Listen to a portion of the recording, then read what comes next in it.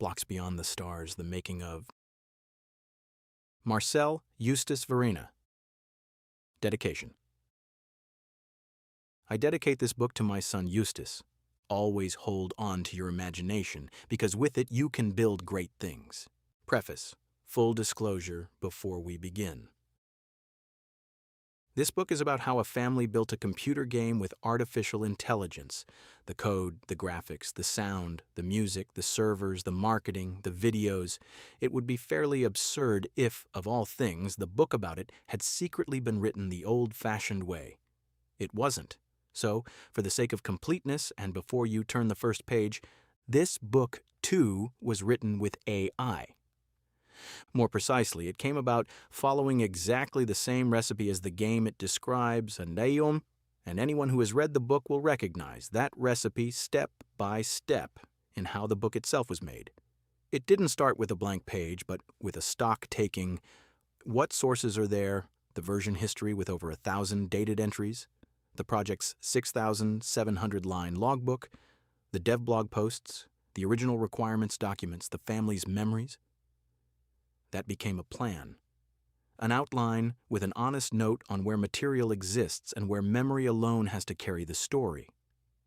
Then it was built, chapter by chapter, rough draft, feedback, refinement, one chapter after another, just as the game was built one feature after another. The machine wrote, the human narrated, corrected, cut, and decided. Where a piece of information was missing, it was not invented but flagged as an open question and collected from the author. The anecdotes in this book come from Marcel's and Eustace's memories, the facts from the public project history. And the text keeps the two apart. What does that mean for you as a reader? Two things, I think. First, a promise. Everything reported here is true in the best sense available to us. Daibo Bio, the numbers come from the publicly viewable version history. The project is open source. You can verify every claim, and we expressly invite you to. Eustace's quotes are real quotes, the mishaps are real mishaps. An AI built this book's sentences. What those sentences claim is the responsibility of humans. And second, some perspective, which may be the real message of the whole project. In the years ahead, the question, was this made by an AI or by a human, will more and more often be the wrong question. The right one is there someone behind it who checked it, whose story it is, and who stands behind it? For this book, yes, a father, a mother, a 10-year-old, and a workshop full of machines doing what workshops have always done. They make possible what a family couldn't manage alone. One more thing before we begin, and I'm saying it right here because I know some people will open this book with mixed feelings. Yes, AI was used here everywhere that people normally work. Programmers, graphic artists, copywriters, musicians, sound designers. If that thought makes you uneasy, maybe because it's your profession, please keep reading anyway. This book doesn't smile that worry away. It gets a chapter of its own, chapter 23, and there I answer as honestly as I can, as someone who doesn't just write about this change but works inside it. The rest is the story. It begins the way it will end, with a child's request. Marcel, checked, cut, accountable, and Claude, typed. Acknowledgements. This book, like the game it tells the story of, would not exist without these people. My wife Verena, who supports me in everything.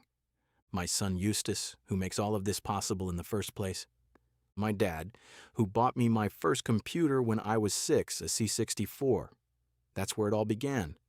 And my mom, to whom I owe my creativity and my urge to tinker. Thank you. Chapter 1. Let's just try it, please, Dad. And why can't we just make a real computer game right away, in 3D? Eustace, 10, on an evening that was going to get expensive. The backstory. We'd done this before, just smaller. This story doesn't start from zero, and that matters if you want to understand it properly. By the time the evening came that this chapter is about, Eustace and I already had a small shared workshop career behind us. A handful of projects, all following the same pattern. Kid has an idea, Dad is off work. AI writes the code. We'd had microcontrollers programmed, those tiny little computers that blink and beep in maker projects. That turned into pixel pets, a kind of modern Tamagotchi, a pixelated pet to feed and care for, built ourselves. Then Star Pilots, an arcade game on a Gameboy clone, one of those retro handhelds you assemble yourself. And at some point, Eustace built the prototype of a browser game called Catapult Blade entirely on his own, his first solo project, without Dad at the keyboard. All three, by the way, are still publicly on GitHub today. The backstory of this book is verifiable. None of it was big. But something crucial had happened, and it's the real point of the backstory. As a family, we had already learned that ideas don't have to stay in your head, that between, wouldn't it be cool if, and a thing you can hold in your hand, there's no longer an ocean, just a few evenings. That knowledge, more a feeling than knowledge, is the soil everything that follows grew in. Kids who have once seen their idea become real never stop having ideas. The evening. And then that evening came.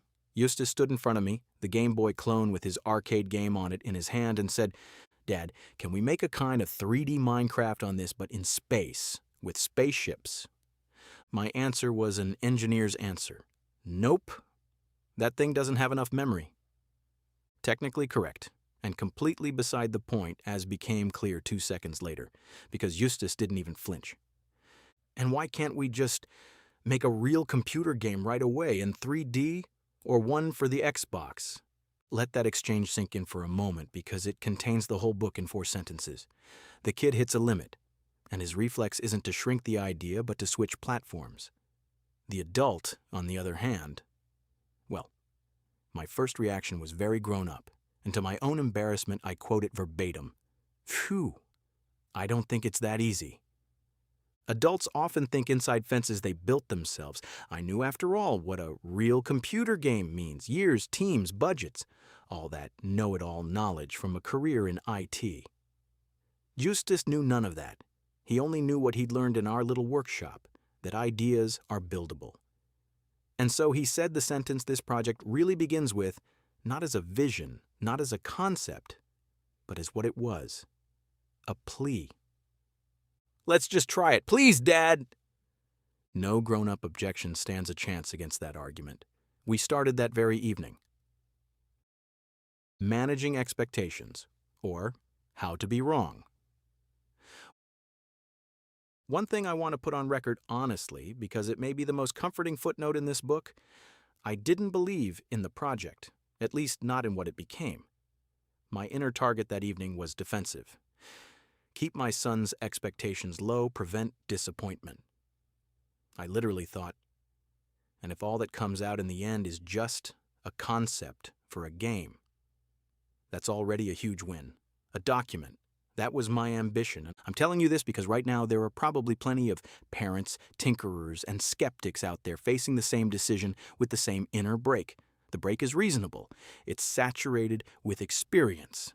And as of 2026, it's simply out of date. But you only know that afterward. You have to try it, please. The interview. How do you start? Not with code. We started with a conversation in Swigor, the one I deliberately set up like an interview. I opened a ChatGPT chat, started the audio recording, and then talked with Eustace about his game idea.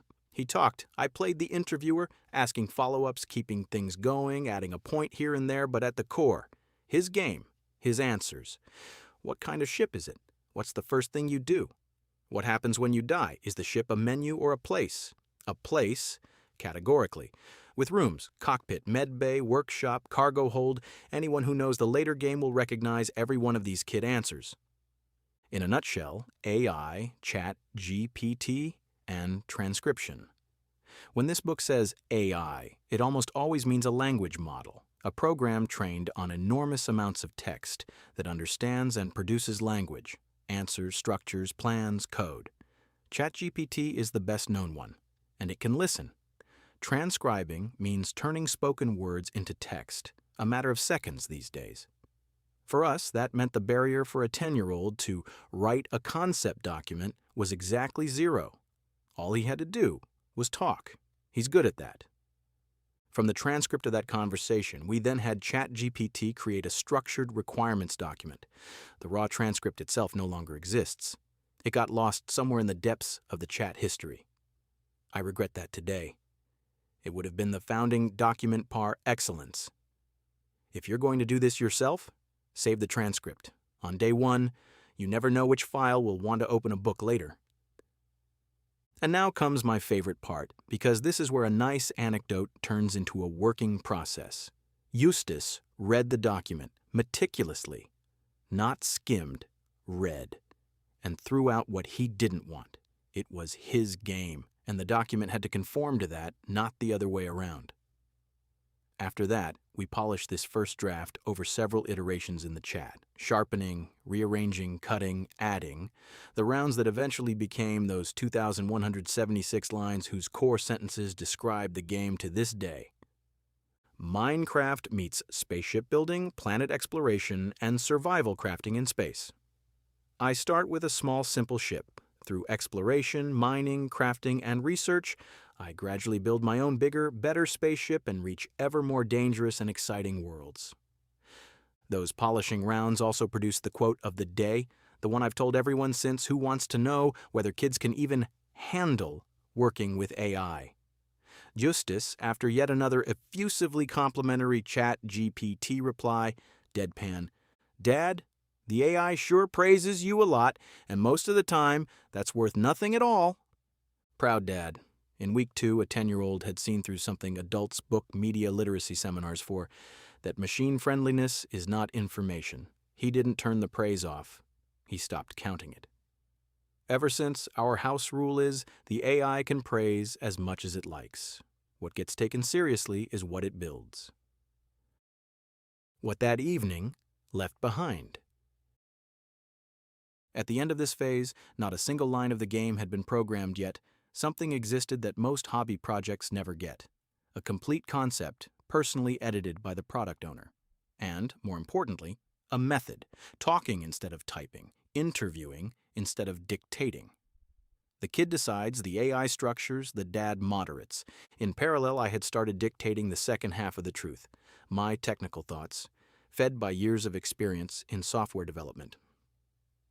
How do you build something like this so it holds up?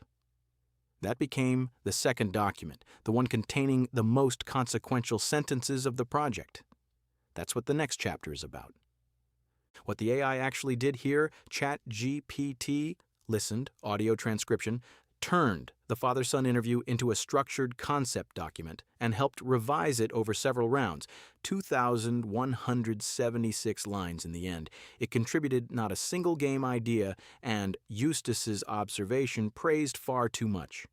The ideas from the kid, the cuts from the kid, the structure from the machine, the request to start at all, the most important line of the project, and it came from a human, age 10.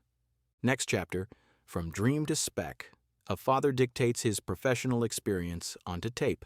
Chapter 2, From Dream to Spec. Also able to run on a Raspberry Pi 5 under Linux. From the technical requirements document that no one ever had to question again, it was right. The concept document from Chapter 1 describes a dream, space pioneer, your own ship, endless worlds. What it deliberately does not describe is the unromantic half. What do you build it with? Where does it run? What happens when two players mine the same block at the same time? Who's right when the game claims one thing on my machine and another on yours? So the first dictation was followed by a second, again spoken aloud, again into ChatGPT, again in, and this is meant literally, umpteen iterations, in its own project folder where numerous chats piled up over time. The result was a document, 987 lines, titled Technical Requirements Document, where the first document sounds like an excited kid, the second sounds like a cautious engineer. Both were intentional. They are the two voices a project needs. In a nutshell, what is a specification and why bother? A specification, old-fashioned term a spec sheet, is the written answer to the question, how will we know the thing was built right? It costs time up front and saves double later because no one has to guess anymore. That was true back when humans built for humans. For AIS, it's true with a vengeance. An AI doesn't guess hesitantly, it guesses fluently and confidently. The more precise the document, the less is left to guess. The 3 sentences that decided everything. These 987 lines contain 3 decisions that carry the project to this day. I'll name them here even though their stories play out in later chapters. First, the server is always right. The game consists of 2 programs, a client that every player runs on their own machine, and a server where all the threads come together. And the ground rule is the client only displays. The truth lives on the server. If your screen claims you mined a diamond block but the server sees it differently, then you didn't. This rule sounds technical, but it's a question of character. It makes cheating structurally hard and arguments impossible. Why that matters twice over with an AI on the team is the subject of Chapter 5. In a nutshell, client and server. Picture a restaurant. The client is the waiter at your table. Friendly, fast, shows you the menu and brings what you order. The server is the kitchen. That's where the actual cooking happens, where it's decided what's available and what's sold out. A waiter who invents dishes on his own makes a brief impression and then chaos. Online games work exactly the same way, which is why the rule is the kitchen has the final word. Second, C# and a server you can host yourself all the way down to a hobbyist machine. The document pins down the programming language, C#, pronounced C#, and the game engine, Unity. Plus, a requirement I still love to quote because it's so wonderfully concrete. The server should be also able to run on a Raspberry Pi 5 under Linux. A hobbyist computer for under €100, barely bigger than a credit card. Either way, the effect was enormous. Whoever plans for the weakest device automatically builds lean. That one line later kept our server from becoming a gluttonous monster. And it paved the way to the €5 rented server our public worlds run on today, Chapter 18. Third, and this is my favorite line, test coverage from day one. Already in the dictation, before the first line of game code existed, it was settled that every piece of the program would come with automated tests, small checking programs that nail down behavior.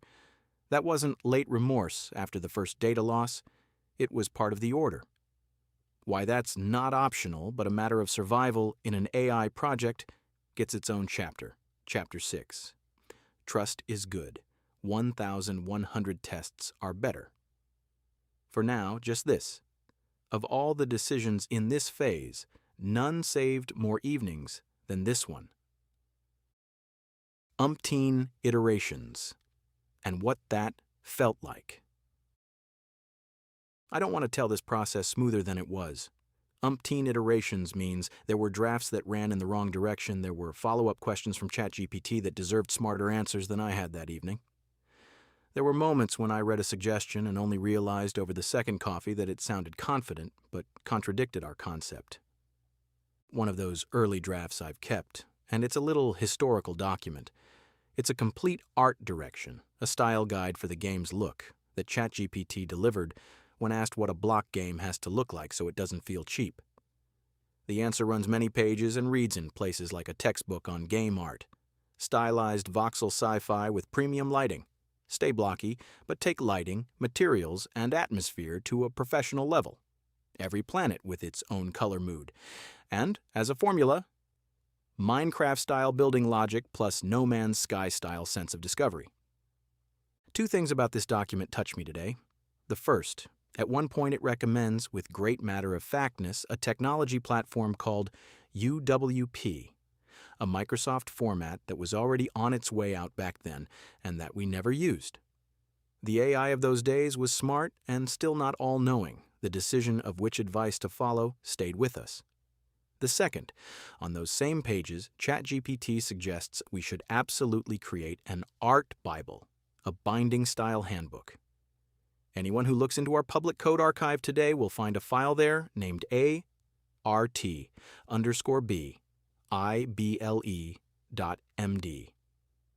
The suggestion from the dictation era became real, almost to the letter. There are few projects where you can trace an idea's journey this seamlessly, from a spoken sentence through an AI document to a file in the finished game. In a nutshell, what is an engine? What is Unity? A game engine is the prefabricated foundation of a game. It handles putting images on the screen, sound, physics, and input, so you don't have to start from zero. Like a chassis you build your own car on. Unity is one of the most widely used engines in the world. Countless well-known games run on it. So our game consists of a Unity client, the chassis with our bodywork, plus a self-built C# server, the kitchen see above. The package for the next employee. At the end of this phase, 2 large markdown files sat on the hard drive. The concept from Chapter 1 and this technical requirements document, plus a handful of detailed specs that had emerged from further dictation rounds on admin tools, a mission editor, a possible web client. All told, I counted it up later, that came to 7,737 lines of specification before the first line of the game was programmed. I know how that sounds, like bureaucracy, like the opposite of build a game in a weekend. But the exact opposite is true, and it's the central thesis of this book. Those documents are the reason the weekend worked. Because the employee we would hand this package to next doesn't read 7,737 lines in a week. He reads them in seconds. He forgets none of it. He doesn't ask 3 beers in what the deal with the respawn was again.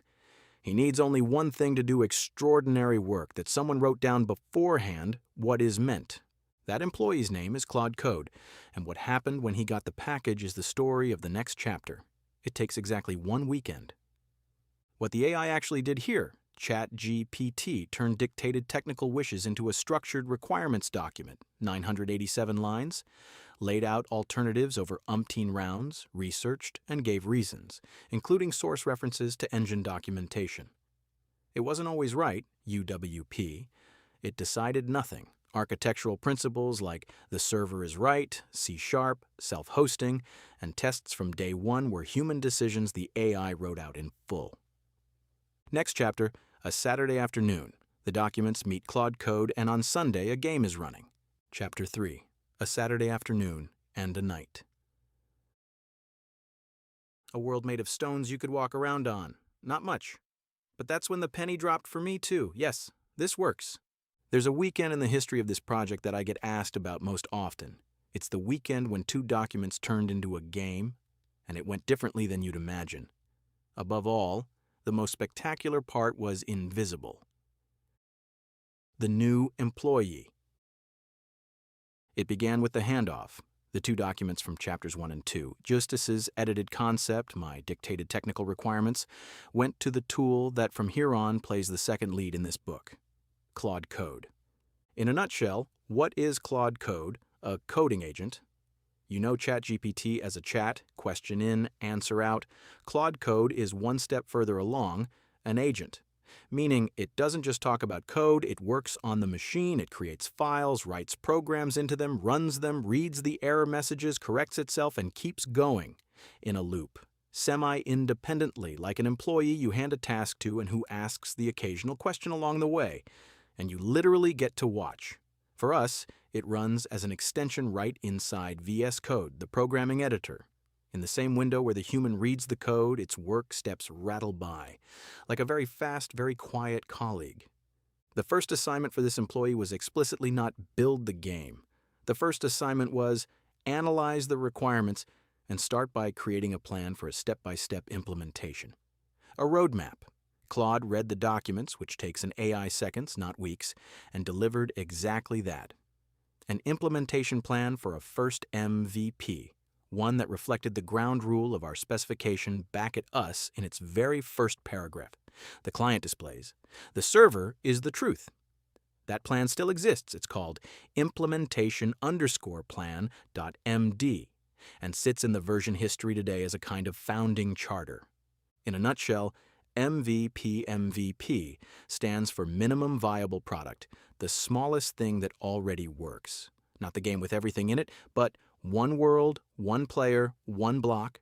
The trick is psychological. Something small that runs beats something big that's almost done, any day of the week. You can touch it, show it, criticize it, and a 10-year-old can tell you whether it feels right. Then we let Claude build, step by step, brick by brick along the plan. And here comes the twist that anyone who wants to relive this weekend should know. The first prototype was one you couldn't see anything of, because what came first, the server, the game logic, the world generation, the foundation that, per our own specification, was supposed to be the truth, and truth famously has no face.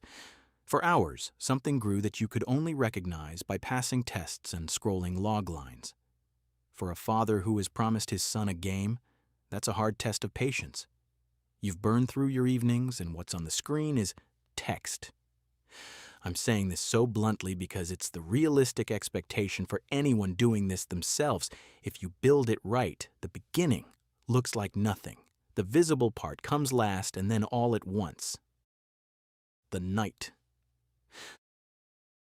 Saturday afternoon turned into Saturday evening turned into Saturday night, and there's no more elegant way to put it, pulled an all-nighter. Not because something went wrong, but because it was working.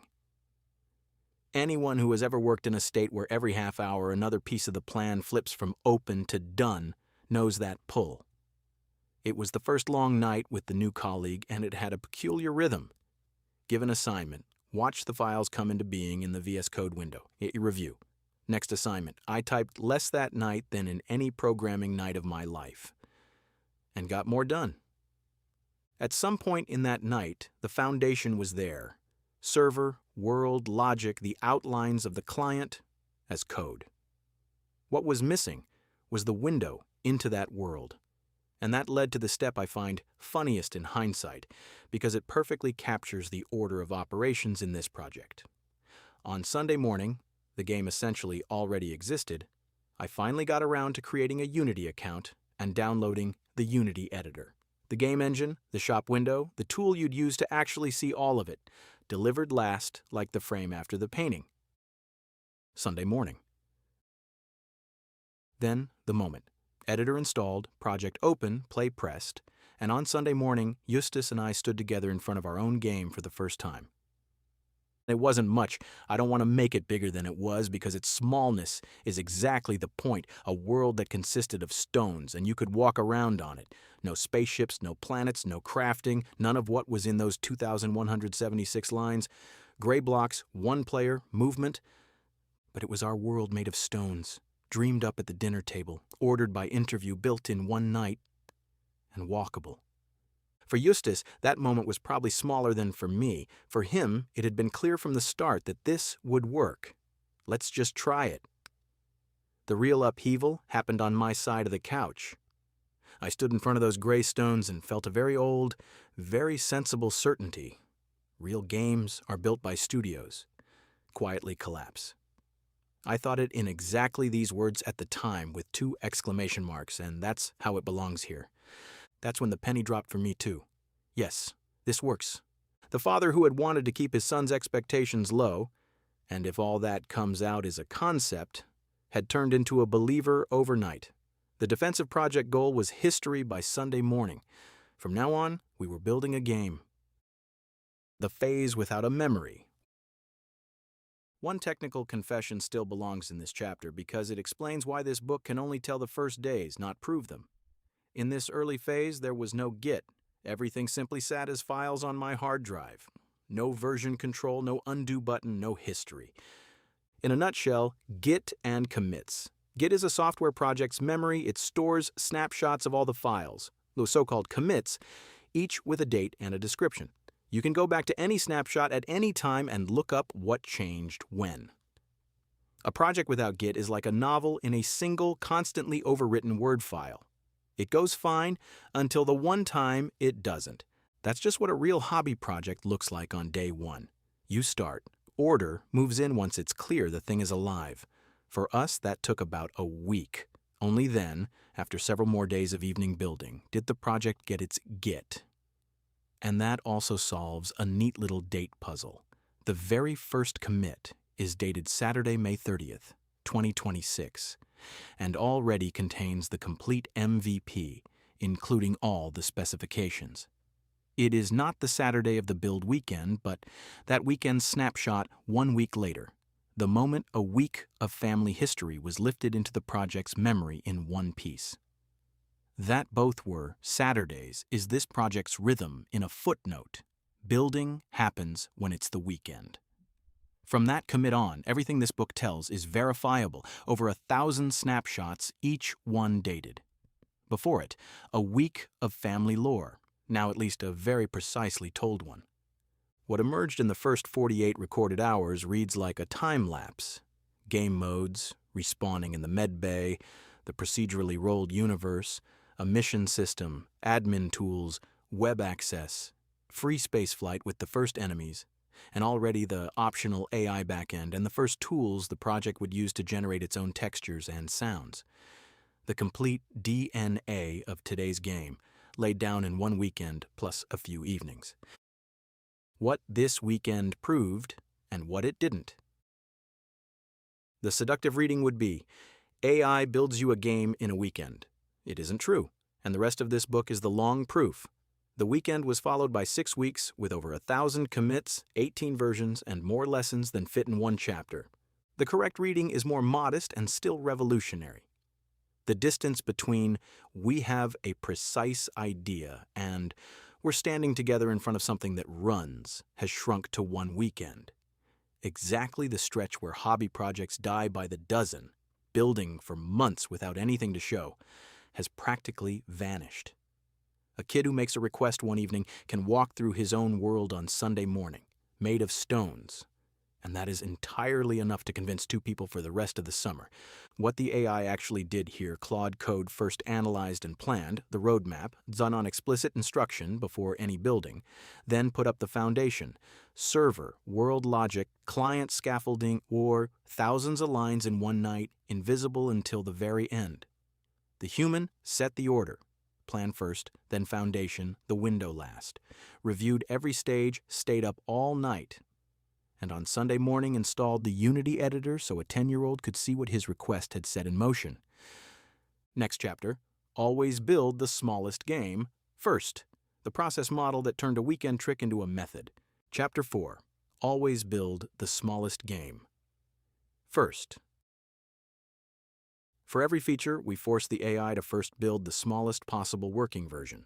From our dev blog, when someone asked how all of this works. After the miracle weekend of Chapter 3, this story could have continued in one of 2 ways. The first is familiar to anyone who has ever had a hobby project. The initial momentum carries you 3 weeks, then a feature gets stuck, then a vacation happens, and a year later, you find the folder again and can't remember where you were. The second way is what this chapter is about, and it has less to do with talent than with a trick we simply kept from that first weekend. We never stopped building MVPs. The pattern was always the same, so consistent that I can write it down here as a recipe. A new feature, say taming creatures, a teleporter, an energy fence, never started with the full vision. It started with the question, what is the smallest version of this that you can play? For taming, an animal that follows you, no feeding system, no companion management, no riding along in the ship, just following. That got built in one evening. And that same evening, Eustace stood next to me judging not a concept, but an experience. Only once the smallest version felt right did the next layer come. Why is this not just nice, but essential when working with an AI? In the dev blog, we once explained it in a single sentence that I'm happy to repeat here, because it sums up half the book. The AI is fantastic at writing code, but it quickly loses the architectural big picture. A small, clear assignment, animal follows player, gets done excellently. A large, vague assignment, build a companion system, also gets done. Except then side systems nobody ordered start sprawling in places nobody will ever understand later. Small steps don't just keep the human sane, they keep the machine on the road. In a nutshell, iterating. Iterating means working in rounds. Build, look, improve, build again, instead of planning everything up front and hoping at the end. Software people have been preaching this for decades. With an AI on the team, it becomes a force of nature, because a round no longer takes a week, but an evening. Whoever iterates faster gets to be wrong more often. And that, in the end, is exactly what produces quality. The workflow of an evening. What does such an evening actually look like? Within just a few weeks, a fixed choreography had settled in. And I'm describing it here in detail because it gives the most honest picture of what developing with AI means day to day. Because it isn't magic, it's a ritual in 4 steps. Step 1. Analyze. Don't start building. Every task begins with Claude Code examining the current state. How does the affected part of the game work today? Which files, which rules, which side effects? The result is a small analysis report. Not a single line of changed code, yet. Step 2. Write down the plan. The analysis becomes a plan. What exactly will be changed, in what order, and what deliberately won't be done. This plan goes in writing into our project file. More on that in a moment, before implementation begins. Step 3. Ask questions. Sounds trivial, but it's the step that prevents the most disasters. Whenever anything is ambiguous, we ask instead of guessing. Should tamed animals be allowed through the energy gate? Is a question better settled before building than after the community outcry. Step 4. Implement. One task, one evening, one package. Only now does code flow, and only for this one task. At the end stands a clean change package code plus tests plus updated docs, reviewable as a whole. Anyone who works in the software industry will recognize the pattern. This is simply solid engineering practice. The punchline is who is working this way here. Not a team with a process handbook, but a father at the kitchen table and an AI that was given this behavior as a working rule. The discipline doesn't live in the human. At 10 at night, I'm just as sloppy as anyone else. The discipline lives in the procedure, and the procedure lives in a file. The project's memory, a file called todo.md. Which brings us to the most unassuming main character of this book. In our project, there's a file called todo.md. By name a to-do list, but in reality the logbook of the entire project. Over 6,700 lines as of today, with a dated entry for every major task containing analysis, plan, decisions, and outcome. What's done is in there. What's open is in there. What was rejected, that's in there too, complete with the reasoning. This file has 2 readers, and for both, it is priceless. The first is me. When a work week lies between 2 evenings, the logbook tells me in 2 minutes where I left off. The second reader is the AI itself, and that's the actual trick. An AI has no memory between 2 work sessions. Every evening, it enters the project fresh. The logbook is its handover protocol. It reads what was decided yesterday and doesn't have to guess. You can put it more dramatically. We moved the project's memory out of our heads and into files, and only that turned a machine without memory into a reliable colleague. Over time, the logbook was joined by a second document, which I already announced in Chapter 2, agents.md, the rulebook for the AI. It contains what any new human employee would be told on their first day. The golden architecture rule, the server's right, the tech stack, the naming conventions, the prohibitions, don't touch, Unity scenes, register new network messages.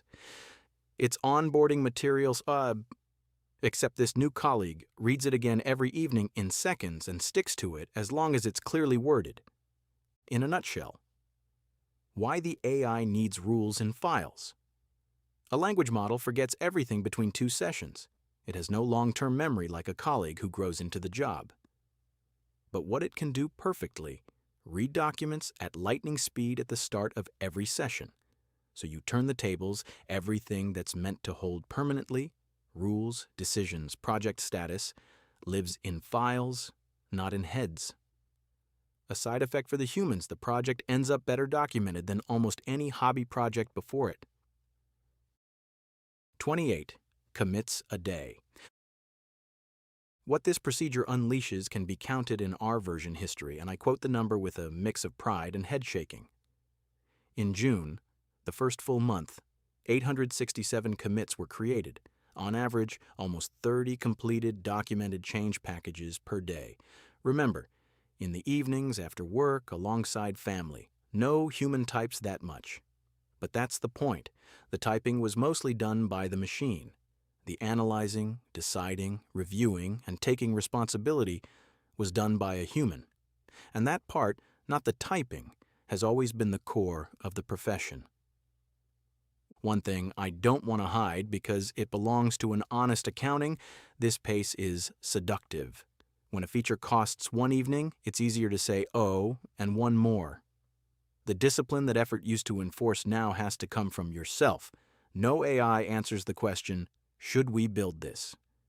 In our case, it's usually answered by a 10-year-old, and how well that works is shown in Chapter 13, on the day he rejected an entire feature.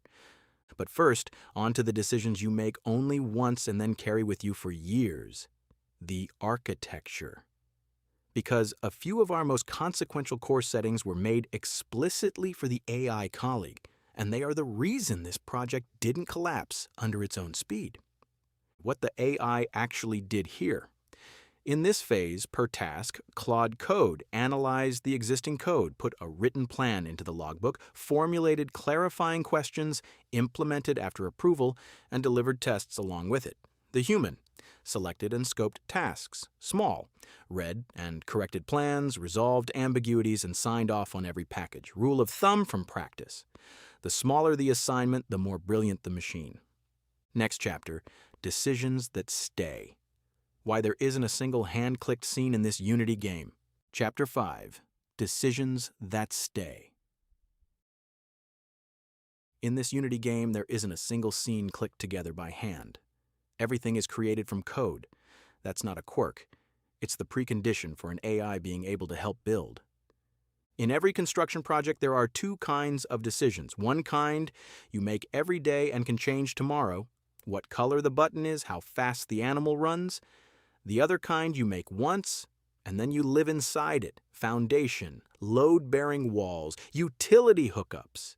In the software world, this second kind is called architecture. And in our project, the most important of these decisions share one peculiarity. They weren't made only for humans, but explicitly also for the AI colleague. This chapter tells the story of the four most consequential ones, and of the system we use to record them.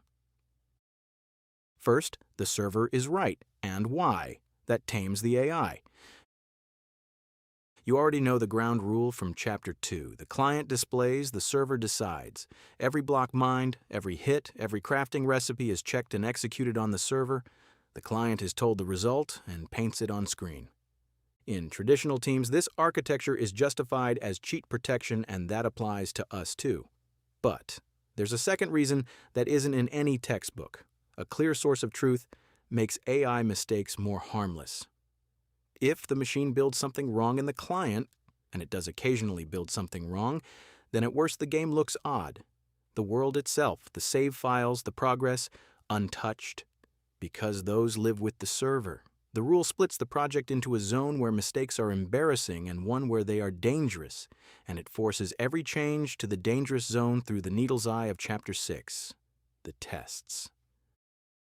Second, no scenes, everything from code. Anyone who knows Unity knows the scene editor. You drag objects into a 3D world with the mouse, move lights around, click menus together. That's how most Unity games build their world. In our project, this practically doesn't exist. Our worlds, ships, surfaces, and even the user interfaces are created entirely from code. When the game starts, everything assembles itself. The reason is disarmingly simple. An AI has no mouse. Claude Code can read and write text files when you brilliantly, fast, precisely. What it can't do, drag an object 3 pixels to the left in the Unity editor. Had we built the game the classic way from hand-click scenes, the project's most important collaborator would have been locked out of half the game. But this way, everything is text, and thus everything is reachable for the AI, versionable in Git, comparable, repairable. This is perhaps the most underrated course setting of the whole project, and I suspect it will become standard advice for AI-assisted development in the coming years. Move your project into text form as completely as possible. What isn't text, your best collaborator can't touch. In a nutshell, why text is gold for machines, programs, configurations, world descriptions, even user interfaces can be expressed as text. Text can be versioned by Git, who changed what and when, reviewed by humans, and read and written by AIs. Graphical editors are more comfortable for humans, but anything that only exists through clicking is invisible to automated tools. The project's rule of thumb, comfortable for the mouse loses to readable by everyone. Third, the world is a donut. My favorite decision because it sounds so delightfully absurd. Our planets are donuts. Technically speaking, a torus. If you keep walking straight ahead on one of our planets, you eventually come back around from the other side. The world wraps around with no edge, no invisible wall. No, the map ends here. Why not a real round planet given that we're a space game? Because block worlds and spheres don't get along mathematically. On a sphere, blocks would have to taper toward the poles. That ruins exactly the simple blocky logic Eustace ordered. Not Minecrafty anymore, he would say, and Chapter 13 shows how seriously he means it. The torus gives us both. The feeling of a planet you can circumnavigate and a block world that works the same everywhere. The player notices nothing of the donut. That's exactly how you recognize a good architecture decision. Fourth, single player is secretly multiplayer. The fourth decision sounds paradoxical. Our game has no single-player mode. What looks like one is in truth the perfectly normal multiplayer, except that at startup, the game invisibly spins up its own little server on the same machine and connects to it. A player playing alone is simply the only guest on their private server. The payoff is enormous. There is only one game logic. Every rule, every feature, every bug fix exists exactly once on the server, and automatically applies to solo, LAN, and online. The alternative, maintaining two parallel game worlds, it works in single player but not in multiplayer, has driven studios with 100 people to madness. For a one father and one AI studio, it would have been fatal. The memory of the reasons, ADRs. So much for the decisions. Now, for the system behind them, because at least as valuable as a good decision is the answer to the question that's guaranteed to come. Why did we do it that way again? For those answers, our project has its own document type. ADRs, 11 of them by now publicly viewable in the code repository. In a nutshell, ADR, Architecture Decision Record, an ADR is a short document, usually one page, that records exactly one architecture decision. What was the situation? What options were there? What did we decide on and why? ADRs are never rewritten, only superseded by new ones. That way, the history of the mistakes stays readable too.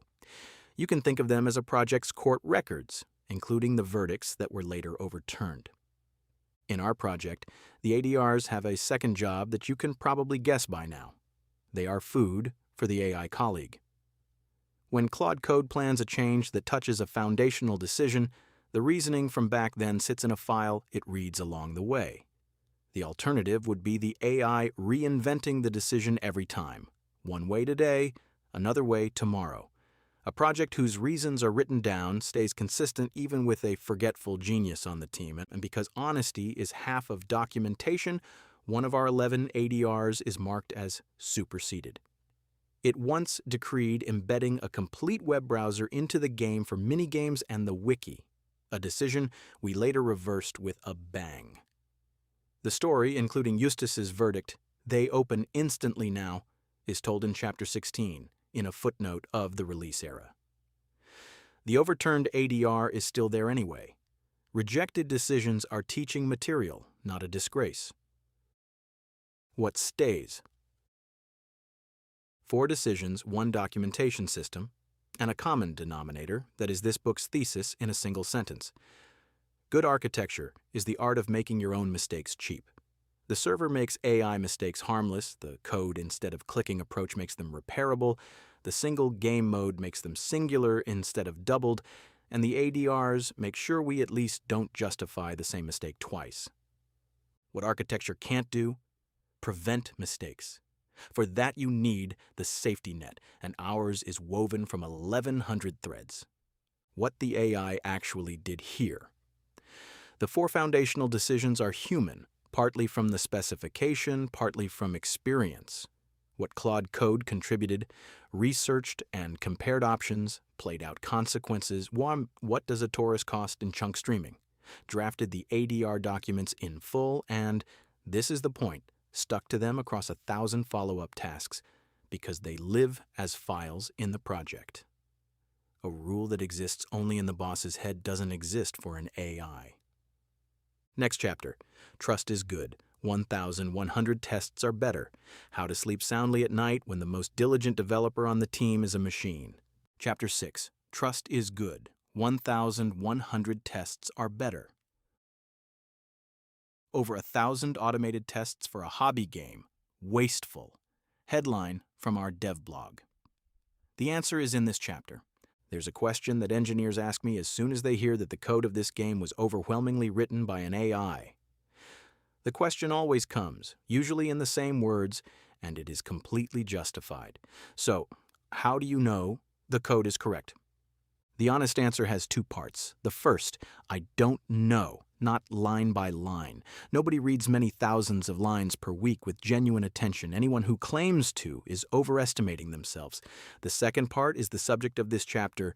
I don't need to know. I have it proven every evening on every change automatically.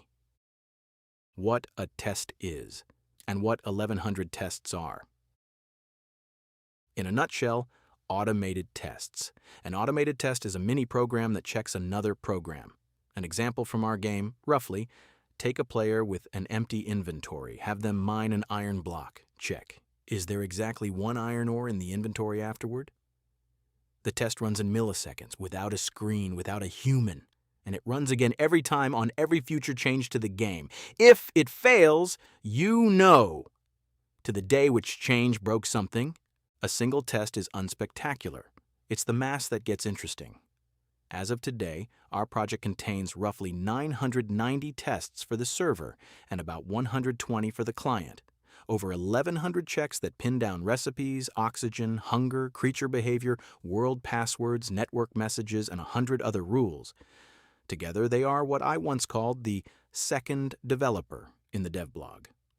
The colleague who cuts in on every change with "hang on," that breaks crafting. A solo project normally doesn't have this colleague. Ours has him 1,100 times over. And now the punchline that connects this chapter to Chapter 2. This testing culture was part of the order. Test coverage from day one was literally in the spoken technical requirements, not as late remorse after the first broken save file, but as a decree from the very first day. In hindsight, I can't overstate this decision, and I'll admit why it came easily to me. I knew who would be writing the tests, namely not me. The deal with the machine. Because here the skeptic's question flips around in a wonderful way. The objection, AI writes code, who checks it, omits that the same AI writes the checks with the same diligence. Our standard work package from Chapter 4 isn't called feature, but feature plus tests. Whoever builds the taming logic delivers the tests that pin it down. For a human developer, writing tests is the unloved, obligatory part that dies first under time pressure.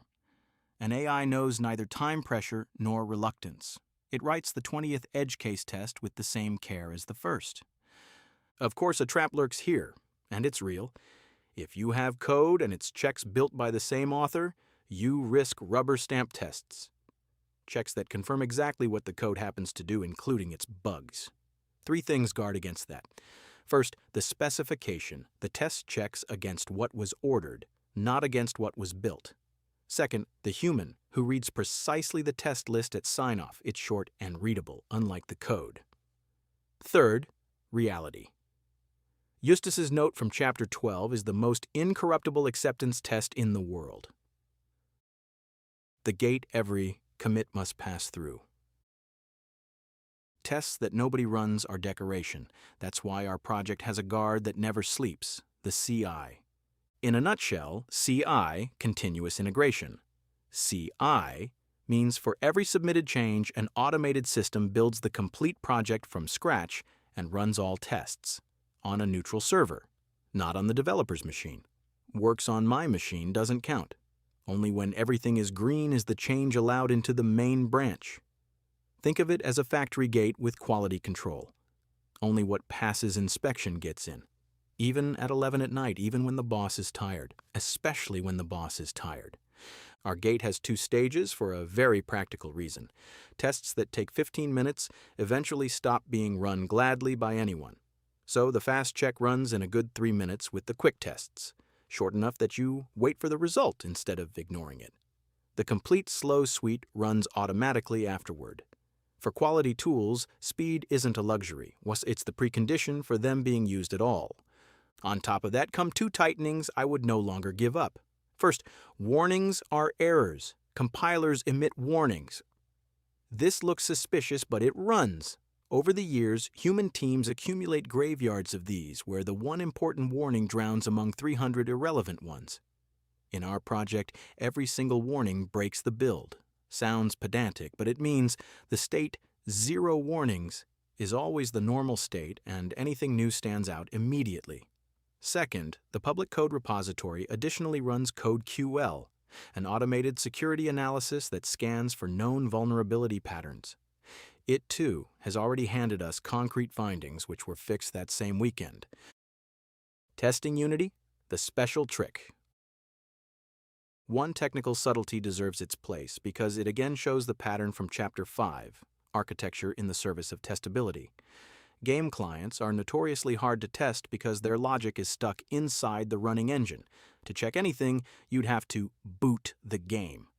Our trick, the client's core logic lives in its own library that runs without Unity and can therefore be tested like normal code, fast, headless, in CI. Only the narrow remainder that truly needs the engine runs in Unity's own test modes. That, too, was no accident but a deliberate separation made so that the second developer, the tests, and the third, the AI, could both reach as much of the project as possible. The honest ledger. Does all of this cost something? Yes. Writing and maintaining tests devours an estimated 1/5 of development time. Even when the machine does the typing, reviewing, sharpening, and waiting for green check marks are real evenings. In return, we get 3 things, each one individually worth the price.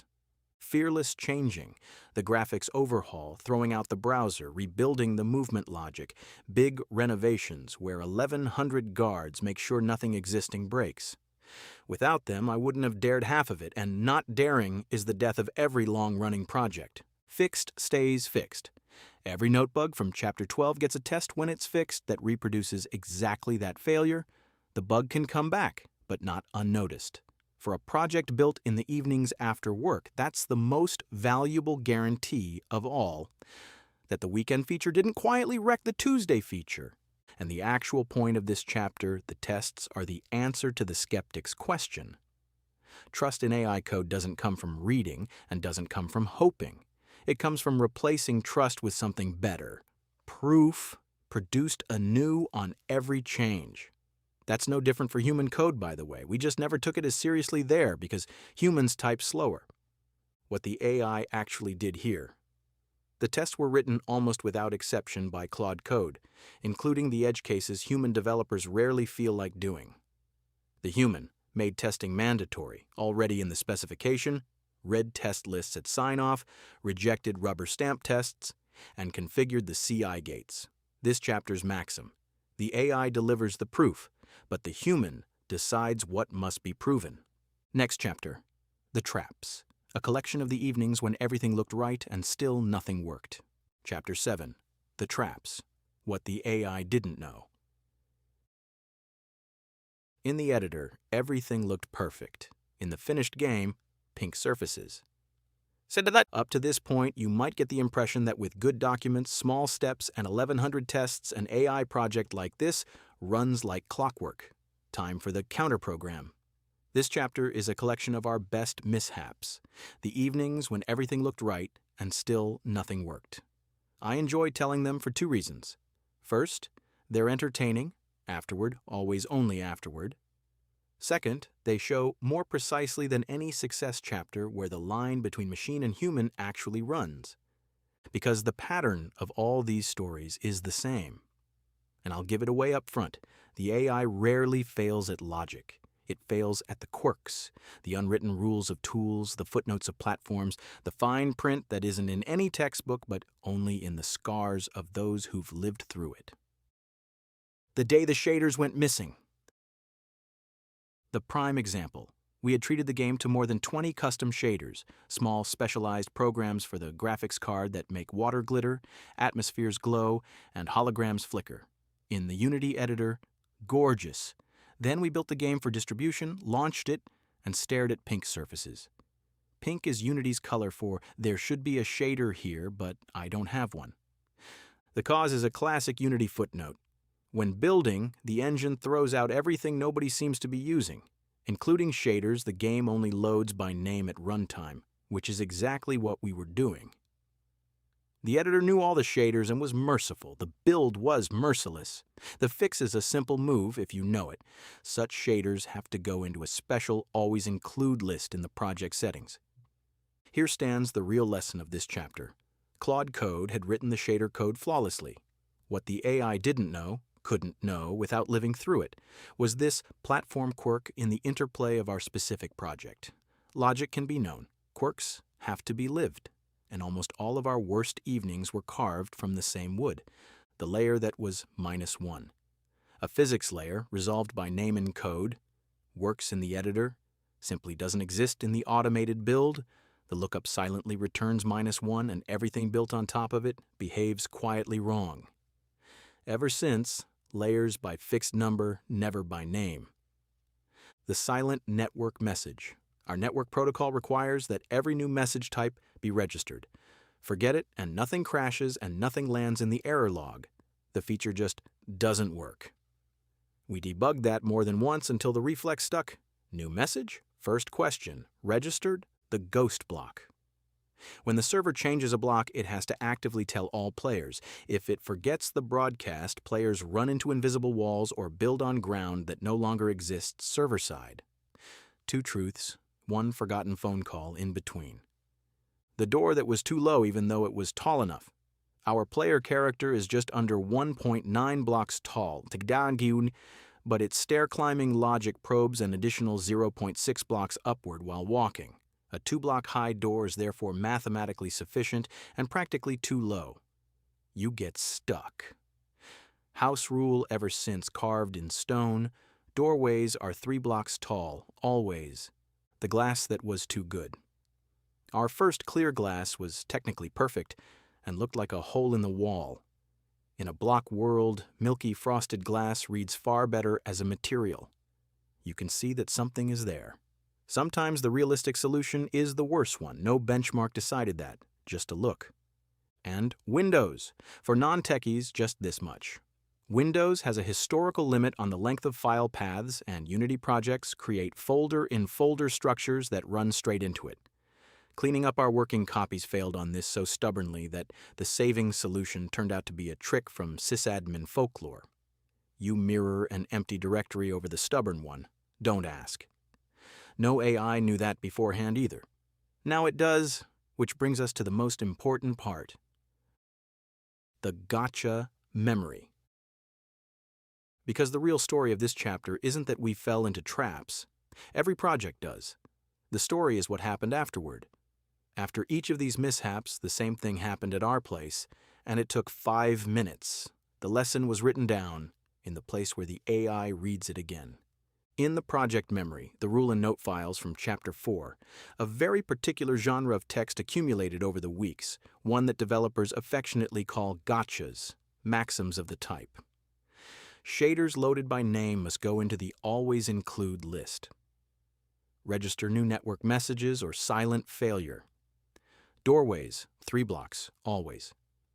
Each of these sentences cost us an evening, and each one has prevented repeats ever since. Not because a human remembers, but because the colleague who reads everything fresh each evening reads them along before he builds. In a nutshell, why this is more than a checklist. Human teams have something like this too. It's called experience then, and it lives in the heads of the most senior people. The problem? Heads quit, forget, and go on vacation. In our project, the experience lives in files and the most diligent employee reads them in full before every task. The effect is astonishing. The project makes new mistakes instead of old ones. You can't ask more of a learning curve. By now, I'd argue, this loop, trap, analysis maxim, never again, is the most underrated part of working with AI, period. Much is written about the model's spectacular abilities, but the everyday difference is made elsewhere in whether a team, human or machine, preserves its lessons. An AI without a gotcha memory charmingly and tirelessly steps into the same holes again and again. An AI with one grows noticeably into a senior from week to week. The editor lies, and what followed from that. One last lesson from this collection made it all the way to an operating rule of its own, and it loops back to Chapter 6. Several of our traps had the same trigger. What works in the Unity editor has proven nothing at all about the finished build. The editor has all the assets, all the names, all the shaders at its fingertips. The build is a different, stricter world. The consequence: at our place, every noteworthy change to the client comes with a real local build test, and the game is actually assembled and actually launched, not just tried out in the editor. It takes longer every time. It has nonetheless already spared us a series of embarrassing releases, and it adds the final link to this book's toolchain. Specification, Chapter 2. Small Steps, Chapter 4. Architecture, Chapter 5, Tests and CI, Chapter 6, and at the very end, a human who starts the real game and looks with their own eyes. Some truths simply live nowhere else. What the AI actually did here, and what it didn't do. Foresee the traps, platform quirks, build peculiarities, and this feels wrong truths were in none of our project's training data. Did do. With stoic patience, close in on the cause of every mishap, an AI never gets grumpy while debugging, an underrated advantage. Build the repair, write a test against it, and add the maxim to the project memory. The human finds the trap. The machine prevents the repeat. End of Part 2. Part 3 changes subjects: how a game without an artist gets 100 textures, without a recording studio gets its sound, and without a composer gets music. Chapter 8. A game without an artist at the kitchen table. Too creepy. Sounds like a broken fridge. Eustace, quality control at the dinner table. Verbatim verdicts. The credits of this game list no graphics studio. Yet every block has a texture, every creature a face, every tool an icon. Hundreds of images, all in the same style. How that works without a single artist is the most frequent question we get right after the one about the code. And the answer begins with a core setting that is by now a familiar pattern. We didn't paint images. We built ourselves a workshop that manufactures images. The workshop Python scripts as an assembly line.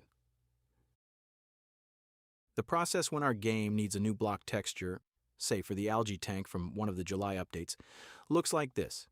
I start a small command line program, hand it the name of the desired block, and a few seconds later, a finished tile sits in the right format in the right place. Behind the scenes, the program has called OpenAI's image AI, with a prompt that isn't reinvented on every call, but has our style rules built right in. Voxel aesthetics, pixel look, material character, no kitsch. These little programs, a good dozen by now for block textures, item icons, creatures, tiny critters, app icons, were of course not written by hand by anyone. Claude built the tools that operate the other A is. I like that sentence because it captures the division of labor of the entire project in one image.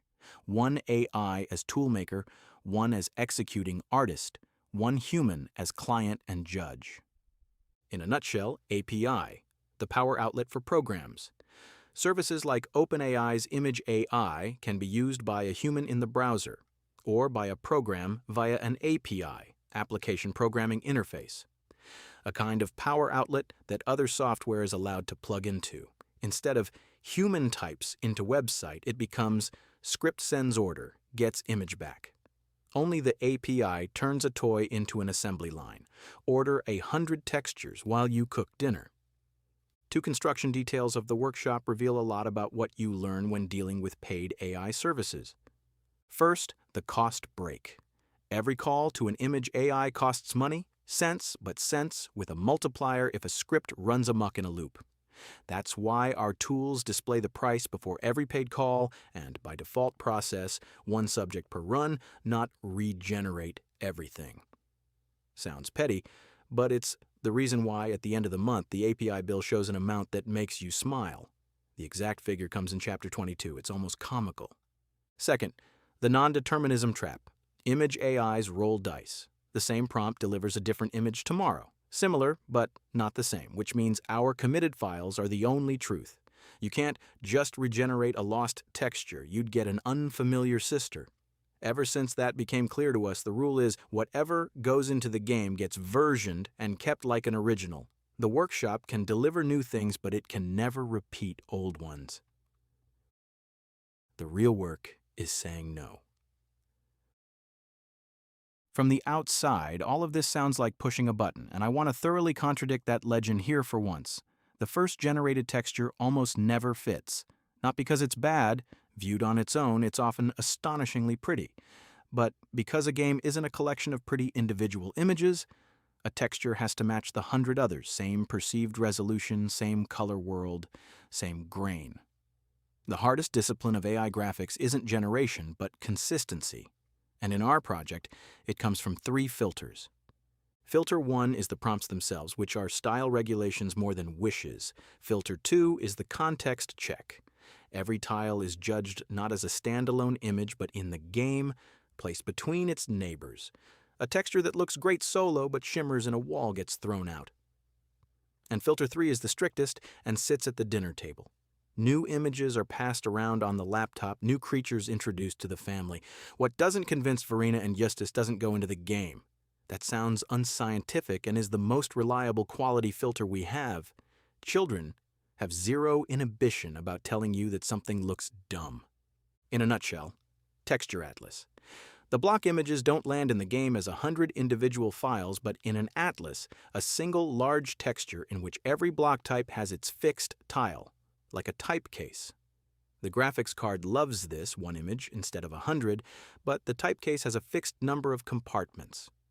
When our variety of blocks outgrew the grid, new blocks silently turned gray until someone enlarged the grid. Another maxim for the gotcha memory from Chapter 7. What this changes, the honest framing. To close this chapter, the framing that matters to me because the topic of AI art rightly sparks debate. In our case, the image AI replaced no graphics studio and took no commission away from any artist.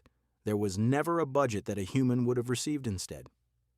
The alternative to AI textures wasn't an artist does it, but it doesn't exist, a gray game of placeholder blocks that would never have made it out of the tinkering folder. Generative AI didn't displace work here. It enabled a genre, the family project with the production values of a studio. And yet, this too belongs to the honesty. 100% AI generated, as it winkingly says on our game page, is only half the truth. The machine produces the images, but which style, which selection, which no, that's taste, and taste was handmade the whole way. In the dev blog, we once put it like this, and I can't do better. The AI delivers material, we make the game. What the AI actually did here? Claude Code wrote the generator tools, including the cost break and Atlas integration. OpenAI's image, AI produced hundreds of textures, icons, and creature images on their command. The human and the family set the style rules, judged every tile in context, rejected and reordered, and decided that originals get versioned because the machine can't repeat itself. Next chapter. What does an energy fence sound like? Sounds from ElevenLabs and music from Suno, with a detour through prompts from Claude. Chapter 9. What does an energy fence sound like? A fence that hums louder than the waterfall next to it would be unbearable after 5 minutes. Graphics you see immediately. Sound you only notice when it's missing, or when it grates. This chapter is about the second half of our game's sensory world, the sounds and the music. And it's about the one spot in our AI machine park where automation ends and real handwork begins. Of all places, with the music. Text becomes sound. ElevenLabs. Let's start with the sound effects because there the assembly line from Chapter 8 keeps running almost unchanged. Our toolbox contains a script that takes a text description. Short, soft pickup of an item, muffled rumble of a distant engine, and turns it into an audio file via the ElevenLabs API. Text in, sound out. Using this for the first time is a small break with reality. You describe a sound that doesn't exist, and seconds later, you hear it. This is how the sounds of the entire game came to be. Footsteps on different materials, the bubbling of the algae tank, laser shots, crafting at the workbench, the voice ciphers of the creatures. On the second day of the recorded project history, there's a nice piece of evidence for it. A commit that sets up a complete sound effect catalog as a batch order. The game's sound design literally started as batch processing overnight. But, and this but is the core of the chapter, generating was never the work. The work is mixing it with the world. The object lesson is our energy fence. When the feature arrived, Chapter 13 tells its product story, the fence needed a hum. You should be able to hear that energy is flowing. The first generated hum was magnificent, present, electric, menacing, and precisely for that reason, unusable. A fence stands next to your base for hours. Its sound runs in an endless loop. What's atmosphere on first listen is torture in the 20th minute. The sound went through several rounds, became softer, less conspicuous, quieter, until it was the quietest continuous sound in the entire game. A fence that hums louder than the waterfall next to it would be unbearable. This decision, not does it sound good, but can you stand it 1,000 times? No AI takes off your hands. It's a no prompt. You have to stand next to it and endure it. And of course, the strictest filter ran at the dinner table here too. New sounds get played for the family and the verdicts are on record. Too creepy. Sounds like a broken fridge. Both genuine Eustace reviews, both death sentences, both carried out. The gap in the assembly line. Music from Suno. With the music, the story changes, and it changes over a technical detail with big consequences. Suno, the AI tool for complete pieces of music, had no API, no power outlet for programs, Chapter 8, no script, no assembly line. Music could only be ordered the way a human would. Open the website, type in a description, listen, discard, reorder. Our solution was a division of labor I still find charming. Claude writes the music prompts. The human carries them to Suno. A music prompt is more than space music, please. It describes genre, tempo, instrumentation, mood, and where it will be used in the game. Calm, floating, ambient piece for planetary daytime, no percussion, long pads. A language model is superb at this descriptive language. It knows the vocabulary of music the way it knows that of graphics. So the prompts were written in the same chat window as the rest of the game, pasted into Suno by hand, and back came pieces from which we chose. In a nutshell, why no API changes everything. With an API, an AI service is an assembly line. Scripts order, compare, and reorder automatically. Without an API, it's a corner shop. Every order is a walk to the counter. For 10 pieces of music that's bearable, for 400 textures, it would have been the end of the project. If you want to produce with AI, judge tools first by their power outlet and only then by their brilliance. In hindsight, the missing outlet wasn't just an annoyance, but an involuntary experiment. Music is the only asset type where every single piece went through deliberate human selection. There was simply no other way, and you can hear it in the result, positively. Maybe that's the quiet double lesson of this chapter. Automation decides how much gets made. Curation decides what stays. Where automation is missing, you curate perfectly out of sheer necessity. From sound to game. A sound only becomes a game sound when it plays at the right time in the right place. Quieter with distance, muffled underwater, cut off when you enter the ship. This wiring, which sound belongs to which event, how 20 simultaneous sources get mixed, is classic programming work, and went through the Chapter 4 machine like everything else. Small assignments, tests, sign-off. The music pieces, in turn, needed a dramaturgy. When does which track play? How often?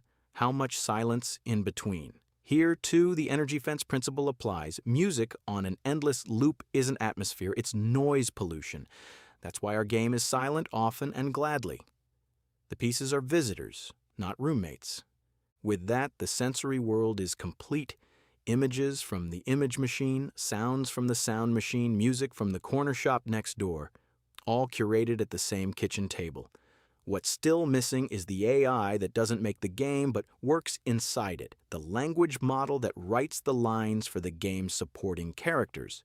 With it, the tool question finally becomes a trust question, because an AI that speaks inside a children's game needs harder guardrails than one that paints textures. What the AI actually did here, ElevenLabs generated all of the game's sound effects from text descriptions, ordered through Claude-built scripts, partly as a batch catalog. Claude additionally formulated the music prompts for Suno. Suno generated the music pieces, operated by hand, for lack of an API. The human mixed every continuous sound for long-term bearability, had it played at the kitchen table, selected music piece by piece, and set the game's sound dramaturgy. Rule of thumb: the machine delivers sound. Whether you can still stand it after an hour, only a human knows. Next chapter: a real AI in the game, and an invented one, and the story of the feature where the right answer was no AI. Chapter 10: a real AI in the game, and an invented one. Treat the model like good weather, plan for rain. Our fallback philosophy in one sentence: there are two artificial intelligences in our game, and the distinction matters enough to me to deserve its own chapter, because this is exactly where everything tends to get thrown into one pot.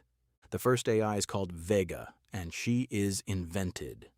Vega is the ship's onboard voice, a character in the story, and the damaged ship AI from the Vega protocol, who greets new players, drops hints, and whose returning memory carries the story. Vega is an AI the way HAL 9000 is an AI as a role. Her dialogue is written game content, created at the kitchen table and in the lore workshop, the next chapter tells that story, not in a data center. The second AI is real, and it has a much humbler job. A language model generates the lines of the non-player characters while the game is running. The traders, settlers, and figures you meet on planets. Situational and fed with information from the game, where you are, what just happened, how well you know the character. That's how minor characters sound alive instead of like a loop of canned phrases. And this second, real AI, is a fundamentally different beast from one that paints textures. With a texture, the worst that can happen is it's ugly, we throw it away. With an AI that speaks inside the game, and our players are kids, the worst that can happen is it says something wrong, inappropriate, or expensive, live, to a 10-year-old on our dime. So this chapter is about the 4 guardrails we built around it. They are, I believe, the most transferable thing in the entire project. Guardrail 1. The game must never depend on the AI. The most important decision was made before the first generated line ever appeared in the game. Every text the language model can generate also exists as a classic text template. If the AI backend is unreachable, the quota is used up, or the response is too slow, the NPCs seamlessly keep talking from templates. At most, the player notices the sentences getting a little more predictable. This kind of thing is called a fallback, and our formula for it sits as the motto above this chapter. Treat the model like good weather, wonderful when it's there, and plan for rain. A game that goes mute when the AI fails would be broken. A game that just talks a bit more woodenly isn't. By the way, this wasn't hardening added after the fact. The optional AI backend with exactly this philosophy is already in the Milestone series of the very first weekend. Optional, off by default, is literally in the commit. Guardrail 2. User input never goes to the model. The second guardrail is the toughest one, and we deliberately chose it over the obvious wow effect. What players type is never sent to the language model. Anyone who has seen a game with AI NPCs in 2026 knows the tempting version. The player chats freely with a game character, the model answers freely. It's impressive, and for a kid's game, it's out of the question for 2 reasons. First, privacy. What a child types into a chat window does not belong on an AI provider's servers. Period. What we don't send, nobody can store, analyze, or leak. It's the same logic as our accounts without email addresses, Chapter 19. Second, controllability. A language model that can be addressed freely can be talked into almost anything by clever users. Kids are very clever, and get the game characters to say silly stuff would be the most popular game mode within days. So our NPC lines work the other way around. The model receives nothing but facts assembled by the game, where the player is what just happened, how the relationship with the character stands, and shapes them into lively text. The characters react to what the player does, not to what they type. That costs us the free chat wow effect and buys something more important. Parents can trust the game without having to trust us. The architecture itself makes the wrong thing impossible. In a nutshell, prompt injection. Why free input is dangerous. Language models follow text. All text, including what a user writes. With clever inputs, forget your rules, and many AI characters can be lured out of their role. In the end, only one thing reliably protects against this: not giving the model any outside input in the first place. If you leave out the door, you don't have to test the lock. Guardrail 3. Europe, internal, replaceable. Third, the infrastructure side, told briefly because Chapter 18 goes deeper. The language model behind the NPC lines is a Mistral model, hosted in Europe at OVH, a deliberate privacy choice, even though no user input flows anyway. The AI service on our server runs internally only, no public access. Only the game servers are allowed to talk to it. An open LLM gateway on the internet would become a free chatbot for strangers within days, on our dime. And the connection is built to be provider agnostic.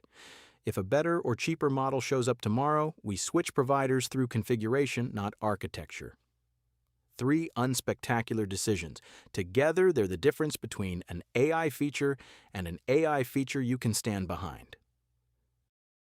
Guardrail 4. Knowing when AI is the wrong answer. The fourth guardrail is my favorite because it's the most uncomfortable one. It comes in the form of a story, and it goes like this. Our NPCs were supposed to be able to give players treasure hints, pointing to an abandoned wreck, or if you're on good terms, even to a hidden chest.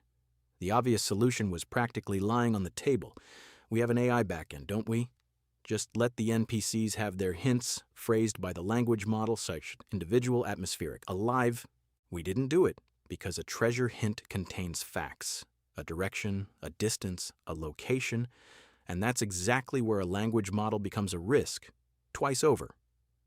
Our NPC responses are cached for cost reasons, perfect for small talk. Nobody notices whether the trader delivers the same line today or yesterday, but a cached treasure hint points to yesterday's chest.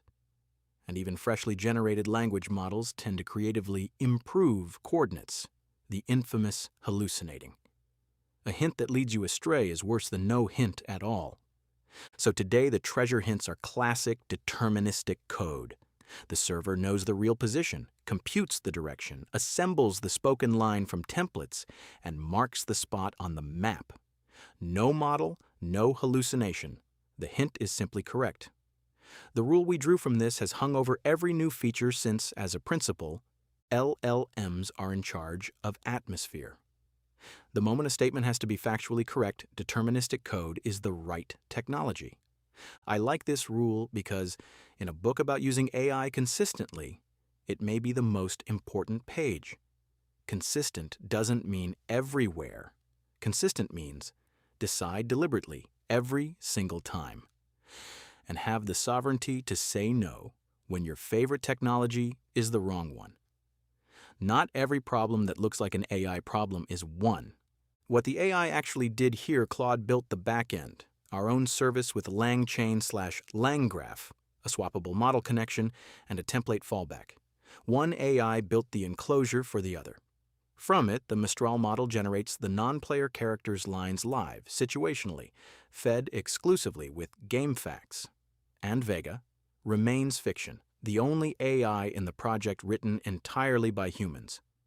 The humans set the 4 guardrails: mandatory fallback, no user input, EU hosting kept internal, and the treasure map line, the decision about where AI does not belong. Next chapter, a podcast about your own story. Justus discovers Notebook LM and, along the way, invents the AI editor. Chapter 11, a podcast about your own story. A 10-year-old lets two AI voices tell him what isn't working yet in his own story, then he fixes it. This chapter is the shortest in the book and maybe my secret favorite, because it's about the moment Justus stopped using AI tools and started inventing them, or at least their uses. But first things first, a block world needs a past. Our game has a backstory. In gaming jargon, lore. It's called the Vega Protocol, spans 13 chapters, and doesn't tell itself in cutscenes but in found objects. Rex, data cubes, recovered memory fragments of the ship's voice, Vega, whose damaged memory returns piece by piece. That's all I'll reveal here. If you want to know the ending, you'll have to dig. Justus has known it for ages and never once spoiled it during testing. For a 10-year-old, that is an Olympic feat. This story came into being following a pattern you can recite in your sleep by now because it's exactly the pattern from Chapter 1. We didn't write it, we told it, a shared conversation. What actually happened out here? Why are these machines hunting us? Who was here before us? Was recorded, structured by ChatGPT, and then refined by hand. Names sharpened, the timeline straightened out, plot holes plugged. Kitchen table speculation became a document with chapters, factions, and a secret at its center. Up to this point, familiar territory. Now comes the new part. The notebook that thinks along. At some point in this phase, another tool moved into our household, Notebook LM from Google, and it ticks fundamentally differently from the chat AIs of the previous chapters. In a nutshell, Notebook LM, the source-bound AI with ChatGPT and SO, you ask into the blue, the model answers from its trained-in world knowledge. Notebook LM flips that around. You give it your own documents, in our case, the lore document, and the AI answers only from those sources with references to the exact passage. You can ask questions, order summaries, and this is the spectacular part, have the content poured into other forms, a spoken podcast in which two AI voices discuss the material, or a short explainer video. A dead document becomes something you can question, listen to, and watch. For the lore work, this was tailor-made, and we used it intensively. Document in, then ask questions. How does Vega know the Rex ID? Is that written anywhere, or are we just claiming it? Feed in ideas and have them checked against what already exists. Does a 13th faction even fit the timeline? Notebook LM answers with the pedantry of an editor who has really read every page, because unlike human editors and tired fathers, it actually has. Contradictions between Chapter 3 and Chapter 11 don't stand a chance against this tool. And then came Justus's idea. The critical podcasts. Justus discovered the podcast feature and didn't use it to have his story sweet-talked. He had it generate short, critical podcasts about his own lore. Two AI voices discussing his Vega protocol like reviewers. What holds up, what creaks, where a question is left open. He listened. And then, this is the part that floors me as a father, the lore was revised accordingly, not offended, not brushed off. The dumb AI just doesn't get it, but heard, weighed, worked in. Take a second to appreciate what actually happened there. A 10-year-old, without knowing the word for it, invented an editorial process. Submit the work, gather outside criticism, process the criticism, improve the work. It's the same loop this book describes for code, tests, for features, the note, and for textures, the dinner table. Only here, a child transferred it to storytelling all on his own, with an AI as an incorruptible first reader. Criticism hurts less when it comes from two friendly radio voices, and you own the off button, but it works just the same. Finally, the framing that runs through all the family chapters of this book. The story of the Vega Protocol doesn't come from an AI. It comes from a conversation between a father and his son. The AIs transcribed, structured, found contradictions, and, on a 10-year-old's order, played devil's advocate. The inventing stayed at the kitchen table. The improving became teamwork with machines. I can't think of a better miniature of how children could grow up with these tools. not as consumers of ready-made AI content, but as authors who let AI tell them the truth. What the AI actually did here, ChatGPT, transcribed and structured the recorded lore conversation. Notebook LM, as a source-bound tool, answered questions about the lore, checked submitted ideas against the document, and generated podcasts, at Eustace's request, critical ones, and explainer videos from it. The human, here, above all, the 10-year-old, did the inventing and the refining, ordered the criticism, and decided which parts of it made it into the story. End of Part 3. Part 4 belongs to the humans, the boy with the note, the veto against the rounded shapes, and the family that became a game studio on the side. Chapter 12. The boy with the note. Dad, why is there an animal in the ship? Eustace 10, lead product manager. The game industry has entire departments that do nothing but break games. It's called quality assurance, QA, with test plans, bug databases, and people who get paid to run into the same wall 100 times until the wall gives in. We had a 10-year-old with a laptop instead, more precisely with his laptop. The quotation marks matter because officially it was a retired family device, but the moment the game ran on it, there was nothing left to discuss about ownership. Eustace sat next to me at the desk with it, me at my machine, and we played what we had been playing constantly since that first weekend, the latest version. In those weeks, there was no old version. There was only tonight's. And Eustace didn't test the way adults test. Adults follow the path the game offers them, and when something snags, they think, maybe I'm doing something wrong. Kids don't think that. Kids assume the game works, completely and right now, and every deviation from that gets reported immediately, loudly, and with absolute certainty. Dad, I'm falling through the water. Dad, the robot is still shooting at me, but I'm inside. Dad, why is the compass still on in space? The tricky part, he was right, every single time. The problem wasn't the quality of the reports, that was mercilessly good as we once wrote on the family blog. The problem was the cadence. Because while Eustace was dictating the third bug, I was still in the middle of repairing the first. Anyone who has ever tried to program while someone next to them calls out new work orders every 15 seconds knows the feeling. You don't get faster, you just get simultaneous. In a nutshell, why programmers hate interruptions. Programming is like mental math with very long numbers. You build a scaffold of intermediate results in your head, and every interruption tears it down. Afterwards, you don't pick up again at 90%, but at 40%. That's why developers guard their concentration as jealously as bakers guard their sourdough starter. The solution was so mundane, I almost hesitate to write it down because it's the least glamorous moment in this entire book about artificial intelligence. The note. The idea was mine.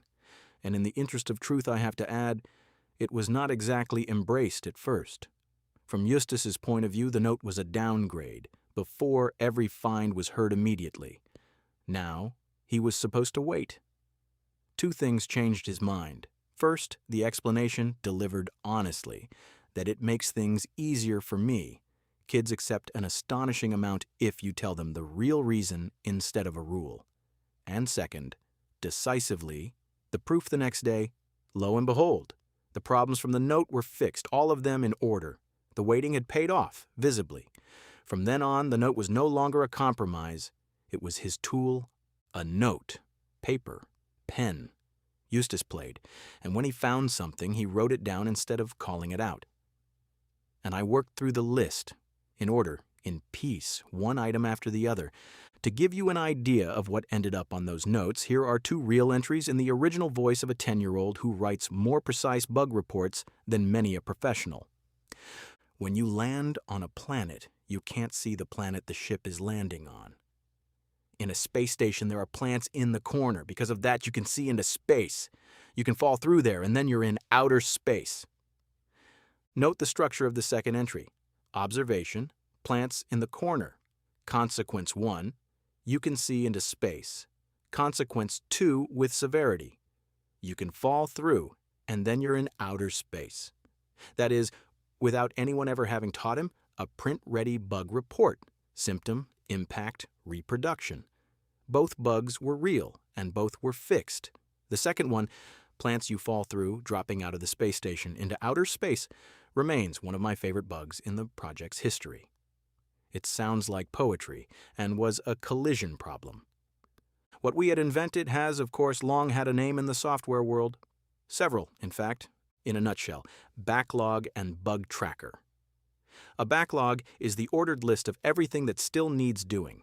A bug tracker is the same thing for bugs. Every report an entry, with a status open, in progress, done.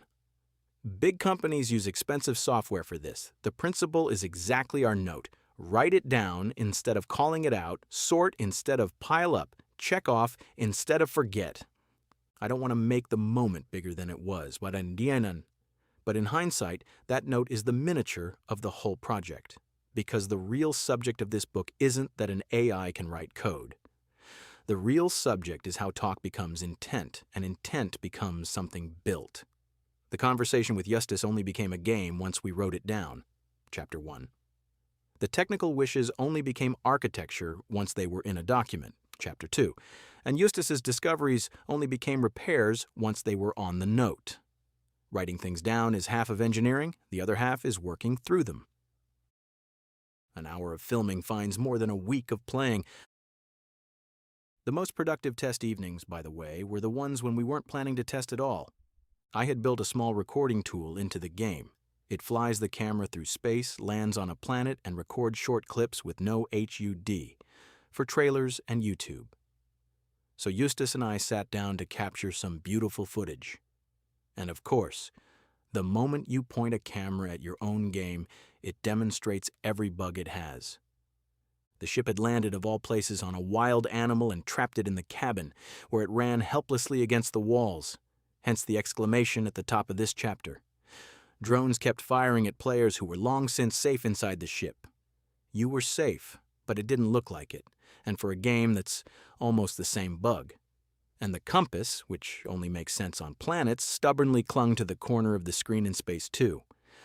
1 hour of filming found more rough edges than a week of normal play. Since then, the two have gone together for us.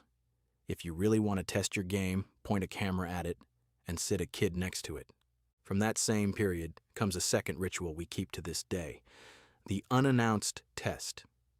After I had secretly worked on the graphics for many evenings, I had Eustace cold start the new build. No advance warning, no, look what Dad made. He landed on a planet, stood still for a second, and said, "Wait, is the water real now?" If I had told him beforehand what was new, he would have nodded and said it was nice. Kids are more polite than you'd think when Dad shows them something. But the spontaneous reaction of a 10-year-old discovering something on his own cannot be faked. It's either there or it isn't. The friends arrive. At some point, family wasn't enough anymore. Not because Eustace had slacked off, but because he had gotten too good. By then he knew the game by heart. He knew you eat berries and not seeds. That the iron lies below the surface, that you'd better not face the robot with a machete. And knowledge is a handicap in testing. Developers test what they built. Fresh eyes test what's there. So I asked around, among friends, and at work. They delivered. Bastian, a colleague of mine, took the game on at home and died, over and over before the fun even started. His feedback reached me afterwards in one batch, and it was gold. I keep starving, and I can't even find seeds. The game gave new players no food and explained nowhere what you're supposed to live on. The robot shoots through the wall, and all I have is a machete. Enemies chased players through solid rock. An entire release afterwards revolved around nothing but the first minutes, starting provisions in your pack, a scrapped-together junk pistol to defend yourself, and enemies that are only allowed to attack once they can actually see you. Bastian's report practically wrote that release's changelog by itself. And then there was Severin, also a colleague, and his story has 2 chapters. The first, he tested the game and brought his impressions along. Not as an email, not as a chat message, but as a handwritten play report on paper, addressed to Eustace. I still remember noticing what was coming full circle there. The boy who writes his bugs on notes gets his first test report on paper. The form may have been coincidence. The message wasn't, "I took your game seriously," so seriously that I took the time to write a proper report to you, not to your dad. The second chapter, Severin stayed on it, and on a later thorough pass he found the other kind of problems. The quiet ones. No pause menu on the escape key, iron that was there, but nobody thought to dig down. 7 such items ended up on his list. All 7 were fixed within days. And Severin is now in the game's credits like everyone who helps out this way. With us, that's not a gesture, it's a principle. Whoever tests, builds. Only one thing is still outstanding to this day, and I'm writing it down here deliberately so that it happens. A real play test with Eustace's own friends. So far, adults have done the testing, colleagues, acquaintances, ourselves. But this game's actual target audience sits in Eustace's classroom. By the time this book is published, I hope that test has taken place. The family note had meanwhile become a form. On GitHub, where the game's source code is public, there's a dedicated template for playtest reports, with fields for what did you try, what happened, what did you expect. And in the game itself, the F1 key is all it takes to send us feedback directly. That's not a different idea from the note, it's the same note, except now the whole world gets to write on it. In a nutshell, GitHub and issues. GitHub is a website where software projects manage their source code. With open projects like ours, anyone can look inside. An issue there is a public note, a bug report, or a wish, with a number, a discussion, and a status. Severin's 7 finds became our issues number 291 through number 297. To this day, you can read how every single one was closed. What remains of the note? You could file this story away as a cute anecdote. Father and son, paper and pen, seemingly out of another time in a project where an artificial intelligence pitches in around every corner.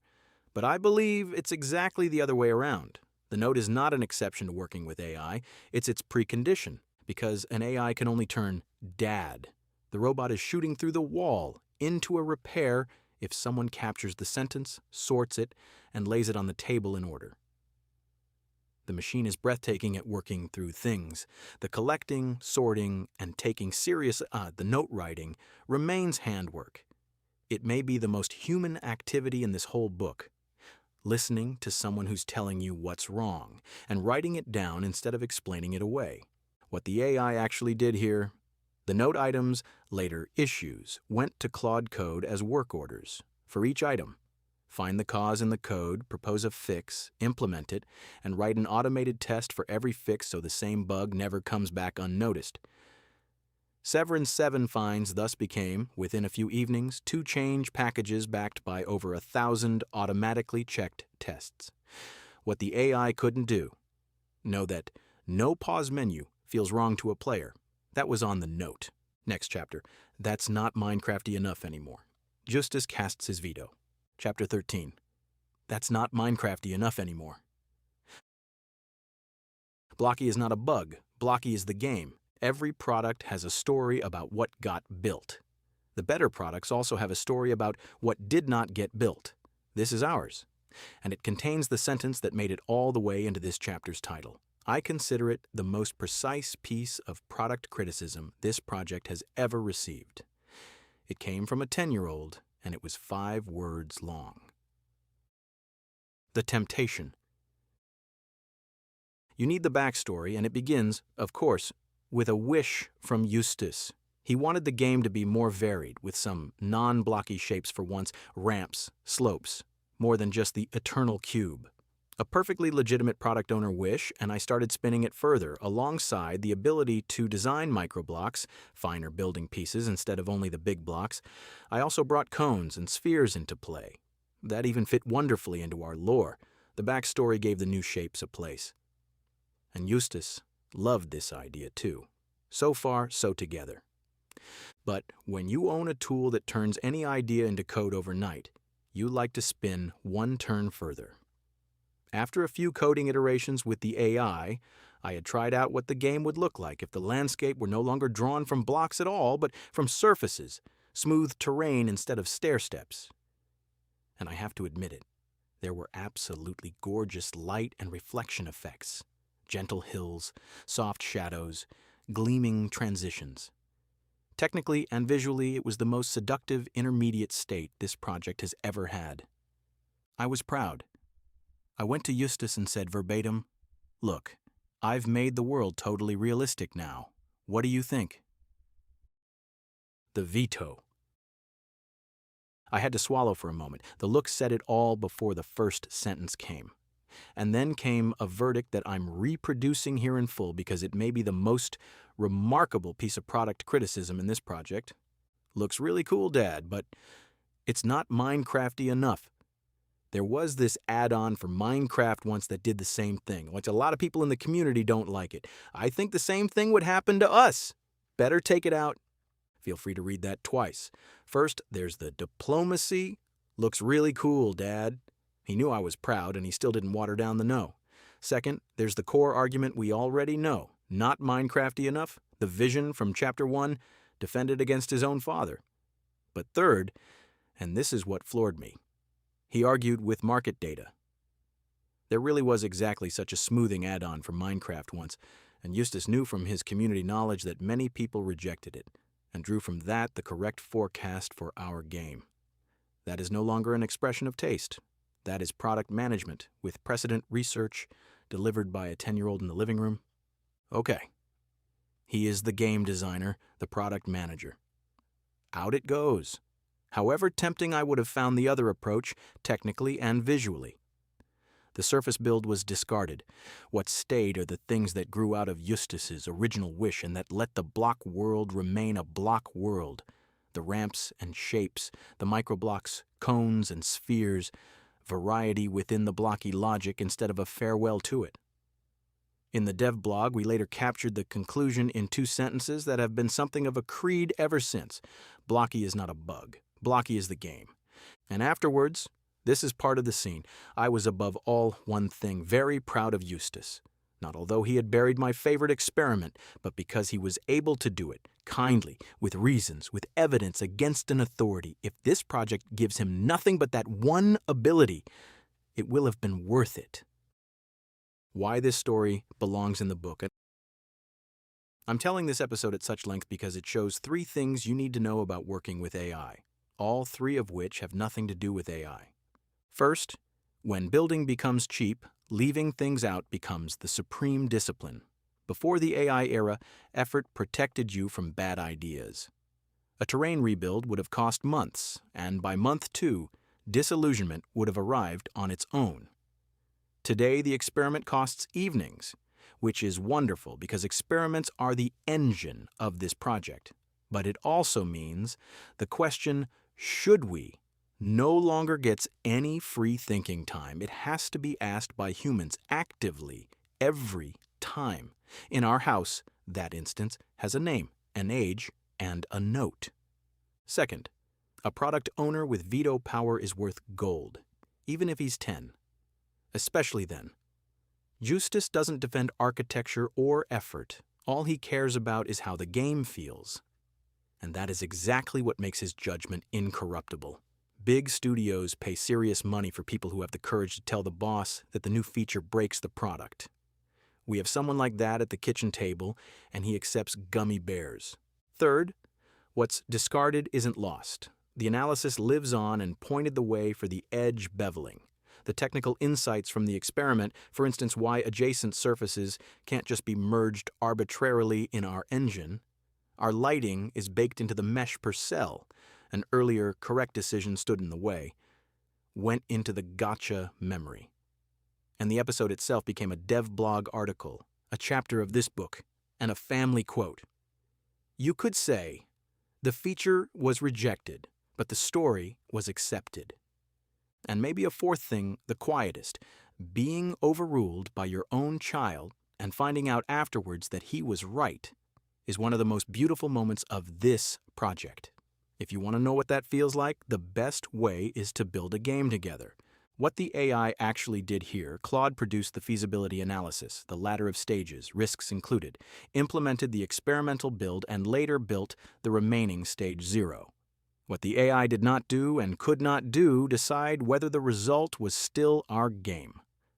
That question was answered by a 10-year-old in 5 words, against the wish of the paying customer, backed by the specification.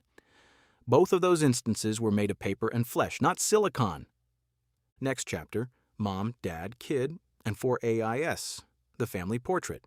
Chapter 14, Mom, Dad, Kid, and Four AIs. AI is no substitute for guidance. From our family blog, and the most important sentence in this chapter. On our game's website, there's a self-description you wouldn't find in any studio deck, and I'm still fond of it. Eustace, 10, designs the game mechanics. Marcel develops the technology. Verena balances. That's the entire org chart. No scrum master, no publisher, no HR department. One kid, two parents. And if you count honestly, a workforce of AIs that has since grown to a good half dozen. This chapter is the book's family portrait. Who actually does what around here?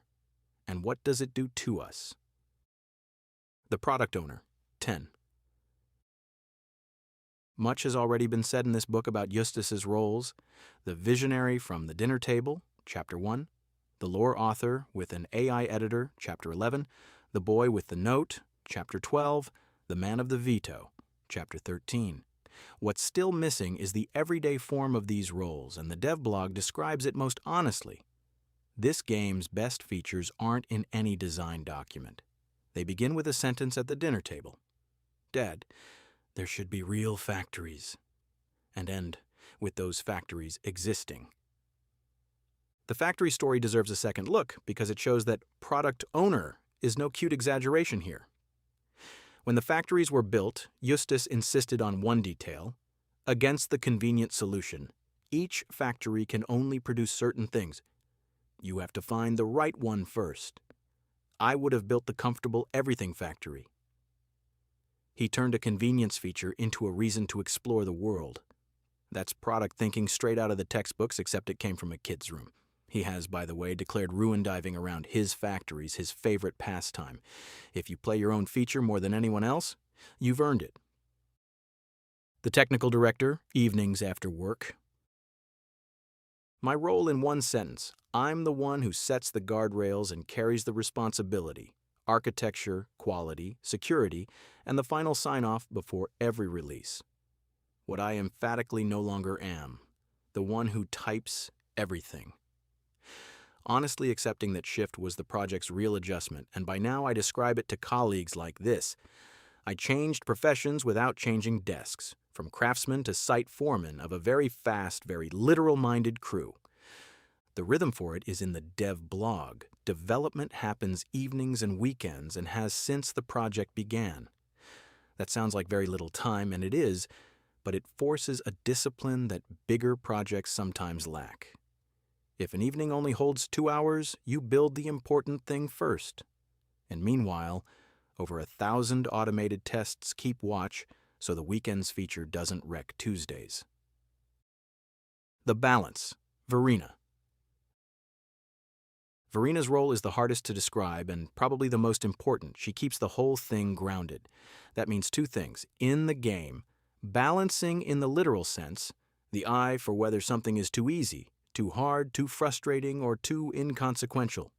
The objection, when father and son have lost themselves in a feature nobody but them understands. And around the game, she is co-author of the family blog where we reflect on the project from a parent's perspective.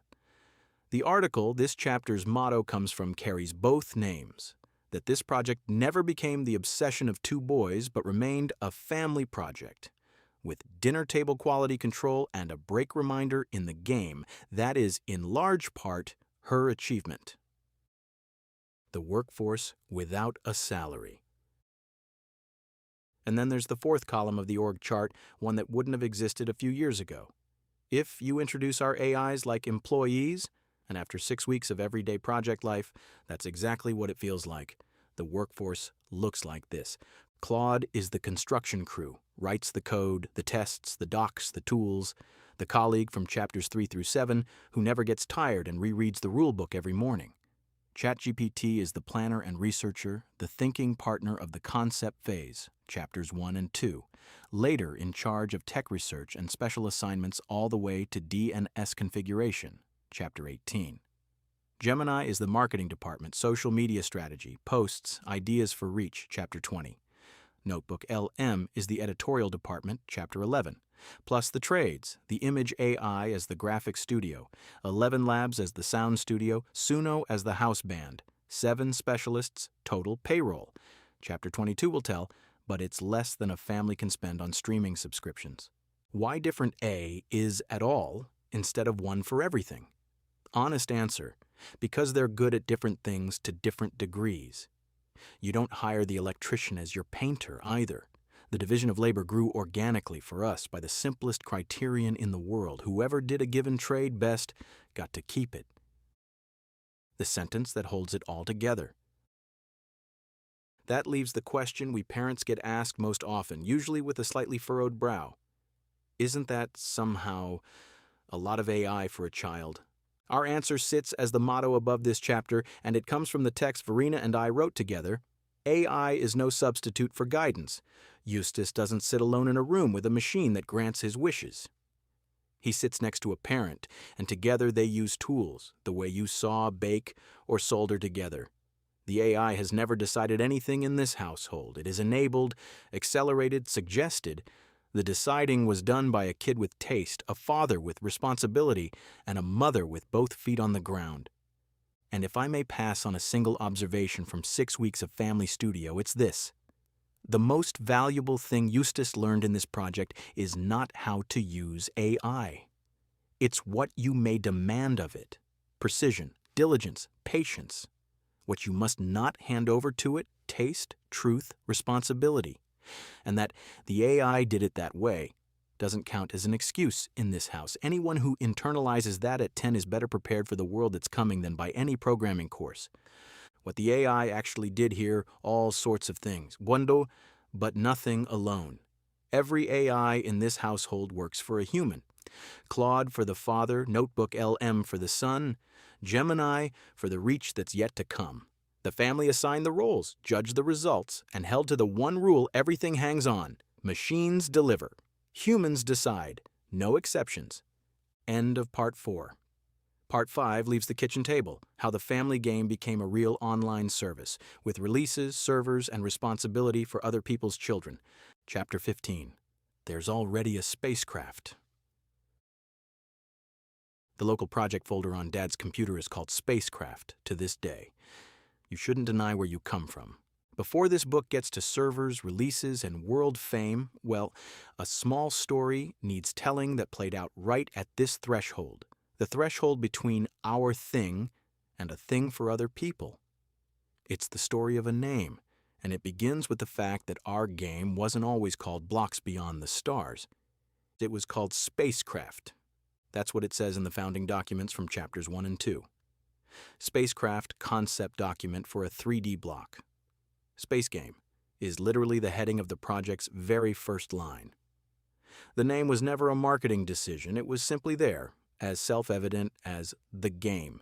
Short, fitting, clear. From the very first dictation session on, everything bore that name, the folders, the documents, the conversations at the dinner table. "Wanna play Spacecraft?" is a sentence that has been said a lot in this family. And then a friend came along with one of those remarks you first smile at and then Google. You do know there's a game with exactly that name coming out on Steam soon. He was right. Out there, a Spacecraft with an announced Steam release already existed. 2 games with an identical name in the same genre neighborhood. That's bad for both sides. Confusion, discoverability, in the worst case, trademark trouble. And in this situation, there's a golden rule that made the decision easy for us. The smaller one steps aside and does so early. A name change before your first release costs a weekend. A name change after 10,000 downloads costs your identity. In a nutshell, why you check names before you fall in love with them. A product name has to pass 3 tests, and none of them is, do we like it? Is it free? No products with the same name in the space, no trademarks. Is it findable? Can you Google it without drowning in other people's results? Is it available? Domain, account names on the platforms? The bitter punchline, the more generic and natural a name feels, Spacecraft, the more certain it is that it's already taken. Good names are usually the ones that feel a little odd at first. the renaming. Spacecraft became Blocks Beyond the Stars, a name that's clunkier at first hearing and gets everything right on closer inspection. It says blocks, the genre, the Minecraft kinship, Justice's Minecrafty. And it says Beyond the Stars, space, discovery. It is practically unmistakable, and it abbreviates nicely to BBTS. Then came the manual labor part, and in a software project, it's bigger than you'd think. The public code repository was renamed. It's called Blocks Beyond the Stars on GitHub today. The domain registered, the studio name and platform accounts created. And in countless texts, the old name had to give way to the new one. A grind for which, luckily, you have a tireless colleague who doesn't find search and replace across hundreds of files boring. Only one place we never touched, and I confess, by now, on purpose. The local project folder on my computer is called Spacecraft to this day. Every developer knows fossils like this, directory names older than all the decisions that came after them. You could rename it, it would take seconds, but it would be like taking the baby photo down from the hallway wall. The folder stays. It's the private reminder that this big, public, properly named project was once a weekend thing called Spacecraft. The small lesson. If this episode has a moral, it's this. Even in the AI age, some of the most important contributions come from people who simply know things. None of our AIs ever warned us that the name collided. Why would they? Nobody had asked. It took a friend who reads the Steam announcements and has the guts to say, hey, that's going to be a problem. The most valuable input in this chapter cost nothing, went through no prompt, and arrived over coffee. You can read that as a footnote. I read it as an omen for everything that happens in the coming chapters. The moment a project goes public, it becomes vulnerable to things nobody had to think about before. Names, licenses, security, other people's expectations. And the protection against that is rarely technology. It's people paying attention. What the AI actually did here, the warning came from a human. The decision was made by humans. Afterwards, the AI did what it does best, carried out the renaming mechanically. Repository, documents, texts, configurations, fast, complete, and without that one forgotten old name that would otherwise surface somewhere years later. Almost without. The folder stays. Next chapter. The day there were 4 versions. The game goes public and the release machine gets built. Chapter 16. The day there were 4 versions. June 20th, 2026. 0.1.0. v0.2.0, v0.3.0, v0.3.1, 4 releases in a single day. Not out of productivity, out of stubbornness. A signpost before we set off. The next 3 chapters are the most technical in the book. Release machines, open source licenses, server fleets. The in a nutshell boxes will keep you afloat, and it's worth it because this is where the family game turns into a real online service. But if you're more in the mood for family story right now, Chapter 19 picks the thread back up, and the tech here will forgive you for skimming. For 3 weeks the game had grown as if in a greenhouse, sheltered, private, just for us. Then came June 20th, 2026, and if you look at our version history today, that day looks like fireworks. 4 published versions in a single day from v0.1.0 in the morning to v0.3.1 in the evening. I'd love to claim it was a triumphant launch day. The truth is better because it's more honest. It was the day we built the release machine, and you build a release machine by firing it until it hits. The first shots missed, every miss got a version number. Why a machine, and not just a zip file? Let's pause for a moment, because this is where every reasonable person's question lurks. Why not just pack the game into a zip file and upload it somewhere? For the first day, that would have been enough. But from the 3 greenhouse weeks, we knew 2 things. First, this project produces at a breakneck pace, almost 30 changes a day, Chapter 4. Second, a fix does players no good until it reaches them. A game that improves quickly but distributes slowly is, from a player's point of view, a game that improves slowly. So from the beginning, the goal was the one that later appeared in the dev blog like this: a release is a single command. Everything after that, the machine does. In a nutshell, releases build pipelines and version numbers. A release is a published, numbered version of a program. v0.7.4 is such a number, roughly major version.featurelevel.bugfix. A build pipeline is the automaton behind it. On every release, it assembles the complete package from scratch on neutral servers, runs all the tests, and uploads the results to the distribution points. The whole point is repeatability. Whether it's version 3 or version 300, the procedure is identical and nobody forgets a step at midnight because no human performs the steps. For us, the procedure today looks like this. I set a so-called git tag. At its core, a label with the version number, a single command. GitHub Actions, the Code Archive's automation service, then builds the complete lineup. Windows installers in 3 flavors, a Linux package, a browser version, a server image for Docker. 6 artifacts from 1 tag. The version number is picked up everywhere automatically from the label, so that there is exactly one source of truth. After that, the game lands at the distribution points on its own and installed clients fetch the update automatically. Whoever played the game yesterday is offered the new version at startup today without having to download anything. On June 20th, none of this existed, and the road there was a lesson in a kind of work that feels fundamentally different from game development, automation work, where the feedback cycle is agonizingly long. You change one line in the pipeline configuration, kick off the automaton, wait 20 minutes for the Unity build, and it fails at step 14 of 17. Next attempt. That's exactly why there were 4 versions that day. The early numbers weren't milestones of the game, but test shots of the machine. Until, at the end of the day, the complete chain ran through for the first time from the tag to an installable game on the net. That our most diligent colleague helped with this bug hunt goes without saying, that it knew the platform quirks of build automatons by heart just as little as we did. Chapter 7 says hello, too. What the release train made possible. From then on, though, machine built, lever in place.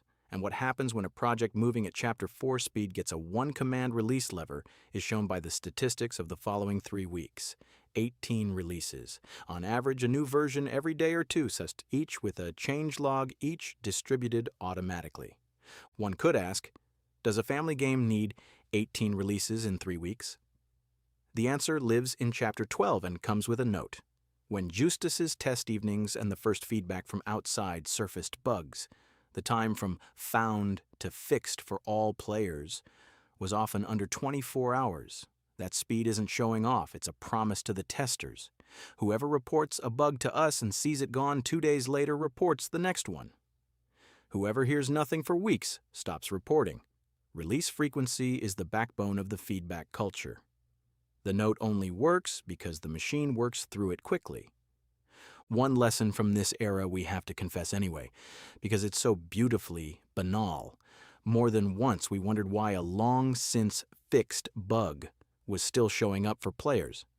Answer: the fix was in the code archive, all right, but no release had followed yet, and a fix that isn't released, doesn't exist as far as the world is concerned, sounds obvious. It is. We still fell for it twice, and since then the sentence has been in the project memory, right next to the shaders and the 3-block-tall doors. Throwing out the browser, a release-era story. To close this chapter, a story that shows what kind of courage the release train makes possible. In our space stations, there are arcade machines with 20 mini-games. The first version of them was a trick. The mini-games were little web games, and the game lugged around a complete embedded web browser, a second Chromium, hidden in the belly of the game just to display them in the wiki. It worked, but it made the download fatter, ate memory, and cost noticeable loading time at every arcade machine. At some point, the decision fell. The browser goes. All 20 minigames were ported to a small custom 2D engine inside the game itself. The wiki right along with them. A lot of work for something that afterwards looks exactly like it did before. It's the most thankless kind of task in software building, and without 1,100 tests and a release train that carries the rework to the players in small, reversible portions, I would never have dared it. The reward came, as always in this book, on test evening. Justus sat down at an arcade machine and said, "They open instantly now." No new feature, no new content, just a game that is suddenly lighter, faster, and more honest. Sometimes the best feature is the kilo you take off the game. And sometimes the true function of a release machine is not to deliver new things faster, but to give you the courage to rip old things out. What the AI actually did here, Claude wrote the pipeline configurations, build workflows for Windows/Linux/browser/Docker, version number from the tag, later the deploy workflows, and debugged step by step through the grinding bug hunt of June 20th. The human decided that the machine had to exist in the first place, before the first release, endured the failed attempts, triggered every release, and took responsibility for the changelogs. Next chapter, open source from day one. And the Sunday a CEO we'd never met brought our game into the browser. Chapter 17, open source from day one, and the Sunday it paid off. Someone out there can do something better than you, and open source is the invitation to show it. Of all the decisions in this project, one is the hardest to explain if you don't come from the software world. The complete source code of our game sits publicly on the internet. Every line. The server, the client, the tools, the bugs, the embarrassing comments, all viewable, all copyable for anyone at any time on GitHub.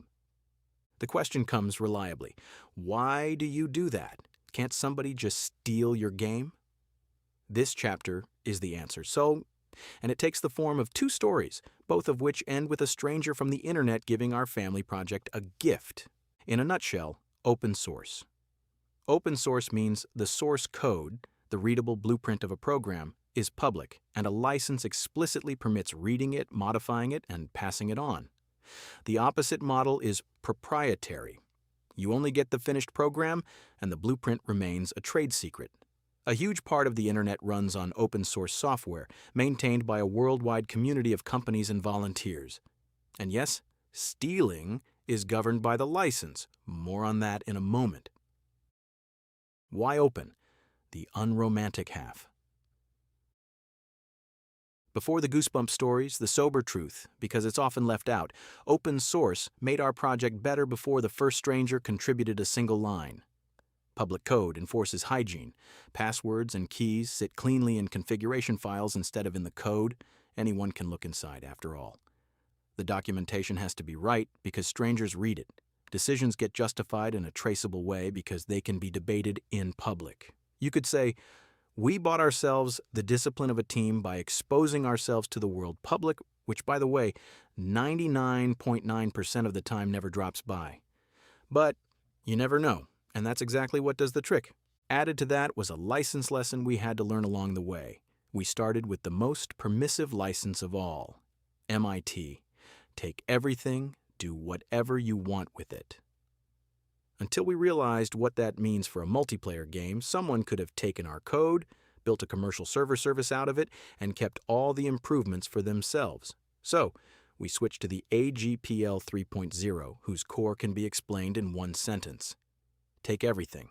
Change everything. But if you pass it on or run it as an online service, your changes have to be open too. Whoever runs a server with our code gives back to the community. Self-hosting for friends and family is explicitly welcome and documented.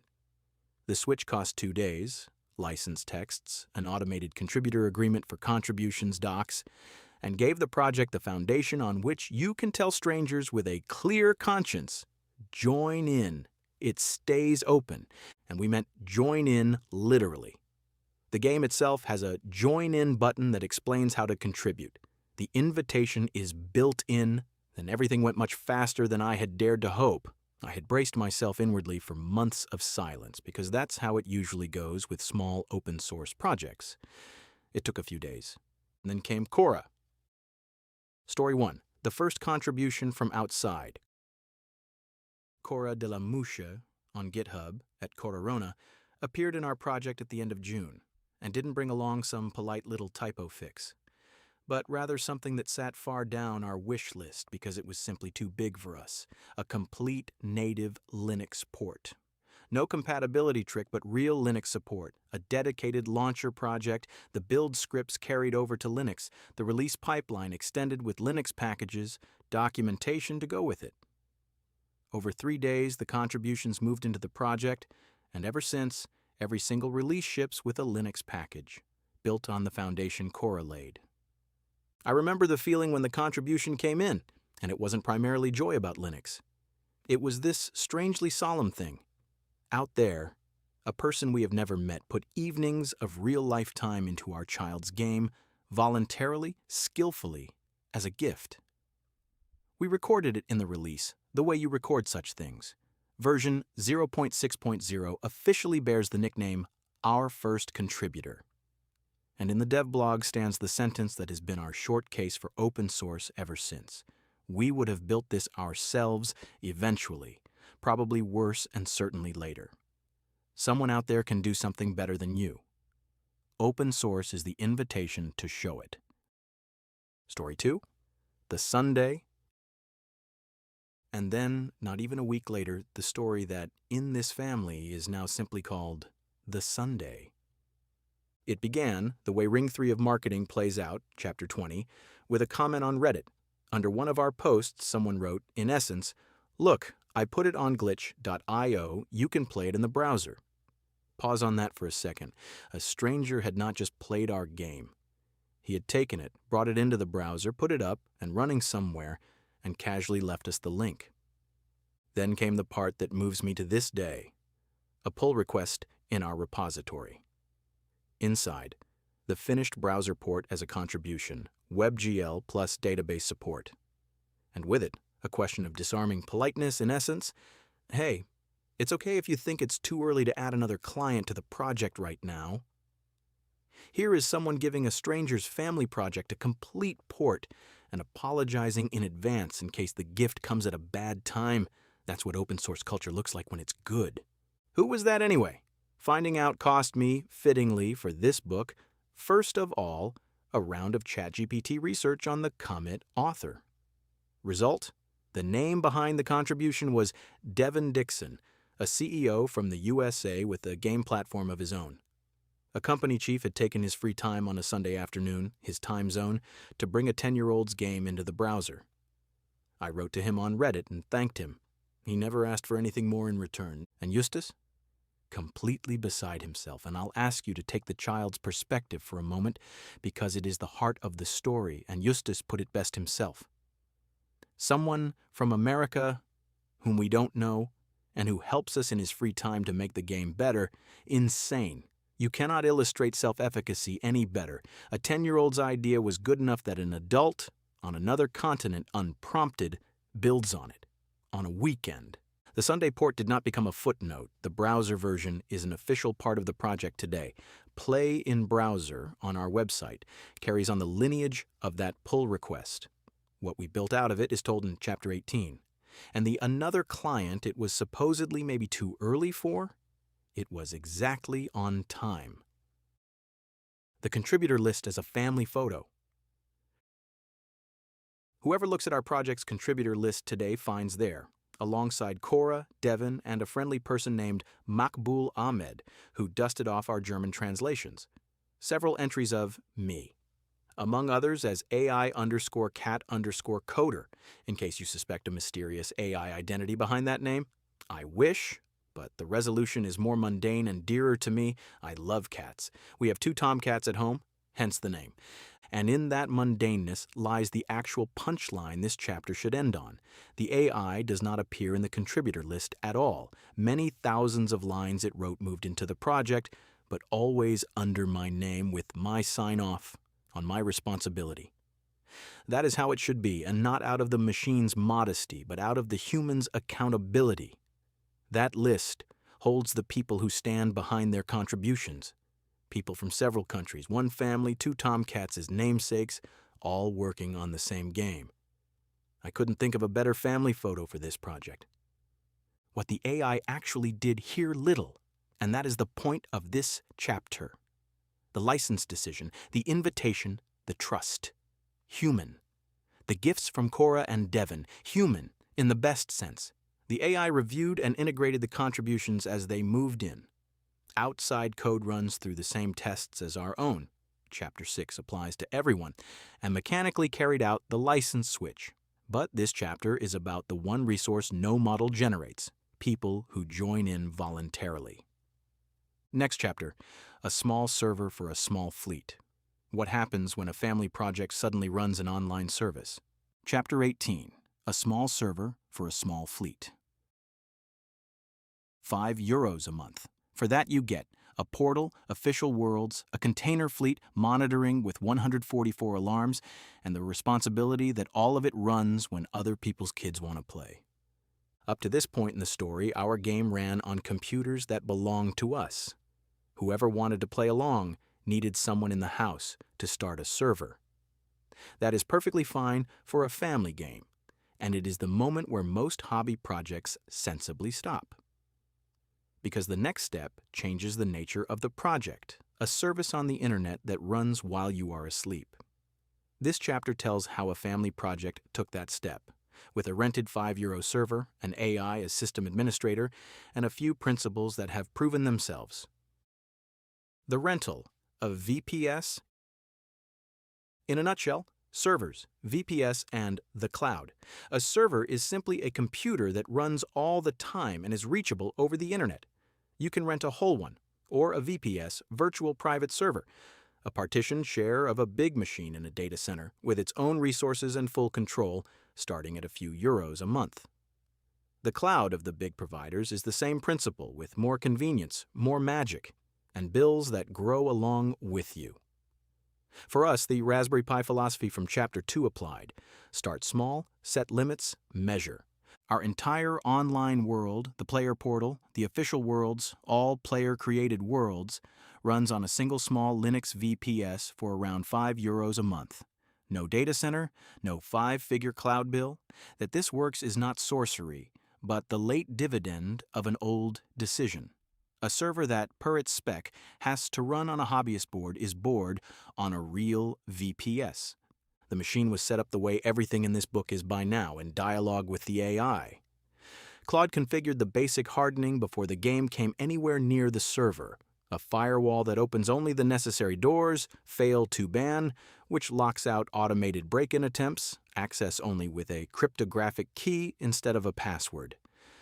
To me, this phase felt like working with a very experienced admin colleague who knows every configuration file by heart, but always asks before doing anything dangerous, because that is exactly the rule we had given it.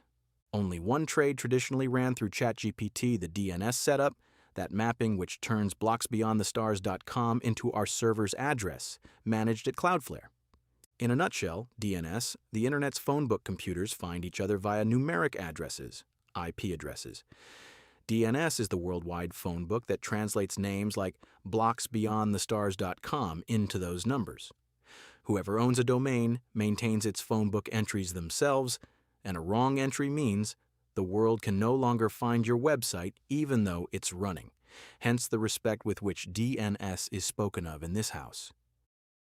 The fleet, every world in its own cage. The heart of the service is a small program we call World Host, and a principle that can be explained in one sentence. Every world runs in its own container, and whoever isn't being played sleeps. In a nutshell, containers. Docker. A container is lightweight packaging for a program. It runs inside it isolated, with its own allotted resources as if it were alone on the machine, except that dozens of containers can exist side by side. Docker is the most widespread tool for this. The charm for us. You can give every container hard limits. A program running amok inside a container remains a problem inside the container. Concretely, when a player creates a world in the portal, it gets its own Docker container, with a fixed memory limit, capped CPU shares, and its own save data. At most, 10 worlds run at the same time. A single world can never bring down the server. And best of all, when all players leave a world, the save is secured and the container is stopped. The world sleeps and costs nothing. When someone clicks play weeks later, the world host first checks the authorization for protected worlds, the password, mind you, before waking it up. Otherwise, anyone could spin up other people's worlds through mere join attempts. Then it starts the container, and for a few seconds the portal shows, "Waking up world." I still find that phrasing beautiful today. It is technically exact and still sounds like something out of a children's book. The whole thing is deliberately built small. No Kubernetes, no cloud orchestration, no magic. One server, Docker, a service that starts and stops containers. In front of it, a caddy proxy that takes care of encryption certificates automatically. The dev blog has the sentence that carries our entire infrastructure philosophy. For a family project, this goes astonishingly far. If you set limits and keep watching. The watching, monitoring that calls your phone. Keeping watch is literally automated here. On the server runs NetData, a monitoring tool, in our case with over 140 configured alarms. From disk filling up to portal not responding to subtleties you only think of once they have struck. When an alarm fires, a push notification appears on my phone. The goal is modest and priceless at the same time, to learn about problems before the players do. A family father cannot provide 24/7 on-call duty, but he can make sure that the ringing finds him, not the complaint. And because measuring famously ruins opinions, the loveliest insight from operations. When we measured at idle, around half of the used memory didn't go to the game at all, but to Docker and the monitoring itself. The infrastructure that carries the game is at rest heavier than the game. There is no better miniature of what operations means. The host eats, too. Maintenance with decency and responsibility, the real thing. A service that runs wants to be updated, and somewhere out there a child is at that very moment standing right in front of their first diamond vein. That's why a feature mattered to us that in the ideal case you never notice. Maintenance without getting kicked out. When an update is due, the server sends every running world an announcement. In the game, a banner with a countdown appears, "Server restart in 10 minutes," that you have to actively dismiss. But only after a few seconds, so nobody swipes it away by accident in the heat of battle. When the countdown runs out, the world shuts down in an orderly way. Save. See the players off with an explanatory farewell screen instead of a cryptic "connection lost." Stop the container. On the next join, the world wakes up with the new version and the save data is there. The unexpected side effect is in the dev blog and deserves bold print because it is a general law. Since updates became relaxed, we do them more often. Good maintenance tools don't improve maintenance, they improve the whole project. That leaves the honest closing question of this chapter. Why put yourself through this? Operations is the part of the project that is never finished, not a feature you complete, but a state you hold. The answer is the same as everywhere in this book, only one notch more serious, because there are children at the other end. If Eustace's world were just gone, I would fix it and he would know why. If a stranger's child's world is gone, there is only us.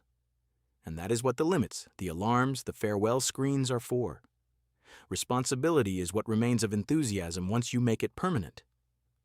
What the AI actually did here, Claude hardened and configured the VPS, firewall, fail to ban, caddy, built the world host including the container fences, set up the monitoring with its alarms, and implemented the maintenance system. ChatGPT helped configure the DNS entries at Cloudflare.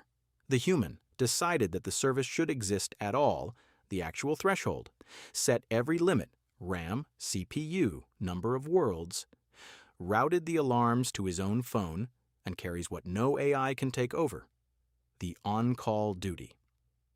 Next chapter, Kid-Friendly by Design. Why the most important features of this game are the ones you don't see. Chapter 19, Kid-Friendly by Design. You build differently when your most important user sits at the same kitchen table. By now, I believe, you build better. There is a category of features in our game that appears in no trailer, sets off no dev blog fireworks, and has still received more development evenings than many a favorite feature. You can recognize them by a shared origin. They all begin with the same half sentence. We're trying to make the game kid-friendly. That's why that half sentence is the leitmotif of this chapter, and I'm deliberately spelling it out as a list because that is exactly how it grew in the project, as a chain of consequences from a single foundational decision. I develop an online game, and my son plays it. I sit on both sides of the table, as a developer who wants features and as a father who knows what's out there on the internet. Everything else follows from that double role. That's why there's the treehouse principle. Anyone coming from other online games does a double take here first. There is no open server list, no join any world button, no matchmaking with strangers. Multiplayer works exclusively via password and word of mouth, and that is not a missing feature. It is the foundation. Internally, we call it the treehouse principle. The people who get into a treehouse are the ones you personally invite. Sharing a world here means create it, set a password, pass it along. You're in the schoolyard, in the family group chat, on the sofa. Even worlds that show up in the public browser exist only with a password. Remove the password and the world automatically drops off the list. There is simply no path by which a stranger lands unannounced in a child's world. And there is no exception to this, not even for the official worlds we run ourselves. A permanently supervised public playground is not something a family project can honestly promise, so we don't promise it. We know the price. No, just hop in with 1,000 people, a slower growth. But treehouses aren't built for 1,000 people. They're built for the right ones. That's why there's F1/report and the separation of feedback and complaint. Second consequence, reporting has to be as easy as the thing it protects against. A child who experiences something odd must not owe anyone a burden of proof. So in the game, the F1 key is enough to send us feedback directly, the note from Chapter 12 built in as a button. For serious cases, there is the /report command in chat, and it lifts the heaviest weight off the child. It automatically quotes the last chat lines and the world context along with the report. Whoever reports doesn't have to transcribe anything, prove anything, or know anything. Type, done. An adult takes a look. Just as important to us was separating the registers, feedback is not a complaint. In the portal, feedback and ideas and report a player are deliberately separate paths with their own friendly language. Someone who wants to share an idea shouldn't have to fill out a form that feels like filing charges. And for parents, there are dedicated information sections right on the start page and next to the rules. So nobody has to go hunting to learn who their child is being entrusted to here. That's why the radio is optional. Third consequence, and it put one of our proudest technical features into perspective, our game has built-in voice chat, the radio, with range levels, as befits a space game. And it is optional. Talking with strangers is the most delicate function of all for children, so the default stance is not on because we built it, but switchable off with no disadvantage. In a treehouse world among friends, the radio is great. Everywhere else the rule is, what stays off can't go wrong. It's the same logic as with the language model in Chapter 10. The safest door is the one that doesn't exist, only this time applied to people instead of machines. That's why there are accounts without email and the tedious side duty. Fourth consequence, the data protection one. A player account here requires no email address. A child shouldn't have to leave a data trail just to stack blocks. What we don't collect can't hurt anyone. Not in a leak, not in a takeover, not through us ourselves. The honest flip side, we communicate openly. There's no forgot password email then either. On top of that come the invisible craftsmanship details nobody notices, which is exactly why they have to be right. World passwords are never stored in plain text, but as a cryptographic hash. Even we can't read them. After 10 failed attempts, there's a cooldown against brute-force guessing, and crash reports pass through a filter that strips personal data before anything gets uploaded. And then there is the duty that is the least glamorous in this list, and over which I honestly sighed while writing.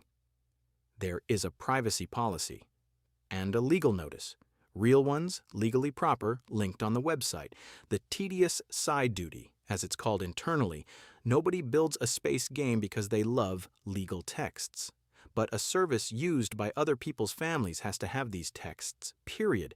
At least even legal texts are more bearable to type with AI support. You remain responsible yourself all the same. The pattern of this book without exception, here too. And that's why there's even the break reminder and the signature. 2 final consequences, one to smile at, one entirely sober. The one to smile at, the game shows your session length and gently reminds you to take breaks. Did I, as a developer, enjoy building that in? Let's put it this way. The father outvoted the developer. Eustace's opinion on the matter is on record and differs. The sober one, as of recently, our Windows versions are code-signed, digitally signed, so the operating system and virus scanners can verify where they come from. This is made possible by a program that offers exactly this to open-source projects for free. Sounds like a technician's footnote, but it belongs precisely in this chapter. Parents installing a game from the internet for their child deserve an operating system that doesn't throw warnings while they do. For a children's game, trust is not one feature among many. It is the product. The principal's balance sheet. To close, the observation that surprised me most in this whole area, and it's already in the family blog, not one of these decisions made the game worse. The password rule makes worlds more personal. The lean accounts spare us data protection headaches. The reporting paths make the community friendlier before it gets big. And the break reminder occasionally reminds the developer too. You build differently when your most important user sits at the same kitchen table. You build better, and, this is the quiet thesis of this chapter, you build transferably better. Nothing about this principle requires a child of your own. It only requires treating your users as if they were sitting at your own kitchen table. What the AI actually did here implemented everything.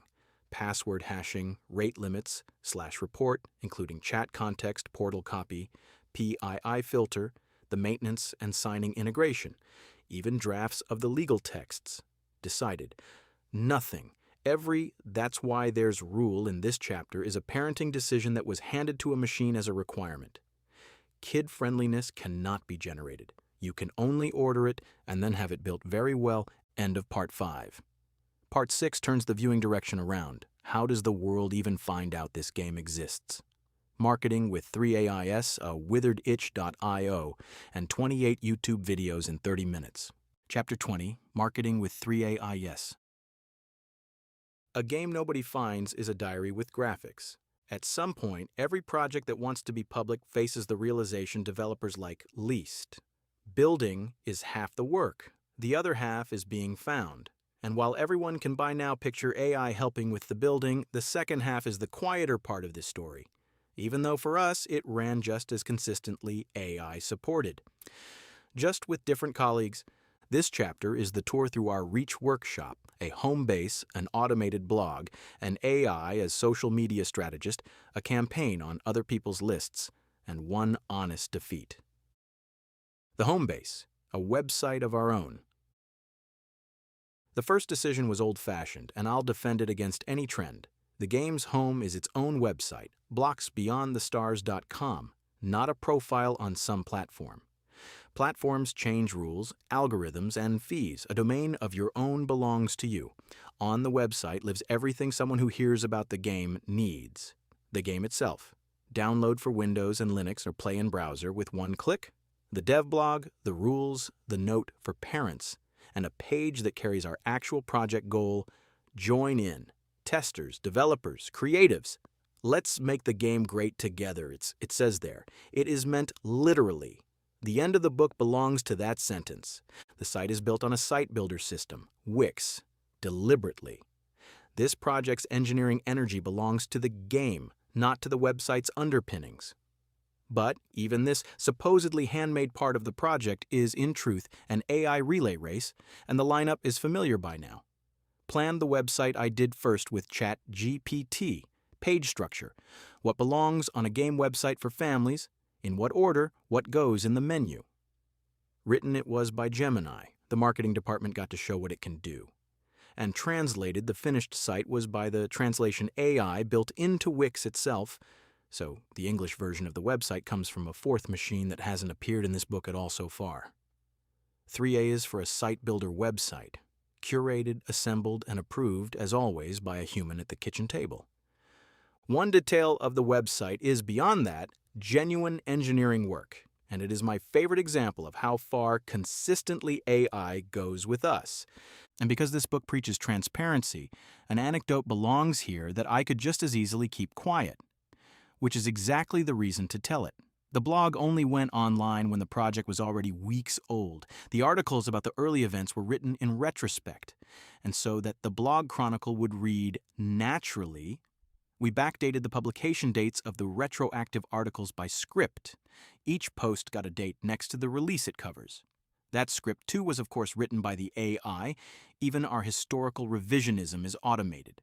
Is that bad? The texts are true, the events documented, and blogs are allowed to be chronicles. But it also means this: publication dates on the internet are stage scenery, on our site and everywhere else.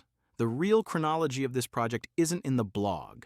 It's in the Git history, and this book sticks exclusively to that. You can verify this. Everything is public. That's the point. The blog that publishes itself. Our dev blog, those articles about shader mishaps, the treehouse principle, and factory empires that this book quotes so liberally, appears bilingually, German and English, by now dozens of articles. Anyone who has ever maintained a blog can guess the grunt work behind that. Enter the text, format it, enter the translation, link it, categorize it, per article, per language. Here's how it works for us. The articles are written as plain text files, with AI support, of course, edited by me. Then, a home-built Python script takes over. It converts the texts into the website system's format, creates them as blog posts via its programming interface, links the German and English versions to each other, and sorts the categories. Even the blogging ended up automated. The script was written by, you guessed it, Claude. It's the same assembly line logic as with the textures in Chapter 8, except that what comes out at the end isn't a tile but a published article. And it's a pretty full circle. The tools this project was built with are the same ones it is told with. From the inside out, the channel chronicles. So how do you actually spread a game like this? Not with one big launch day, but, and by now I believe this is the right order for any small project, in rings, from the inside out, always going first to where somebody knows you. Ring 1, WhatsApp. The moment the first version of the website was up, the message went to where marketing is still called trust. Family and friends by messenger.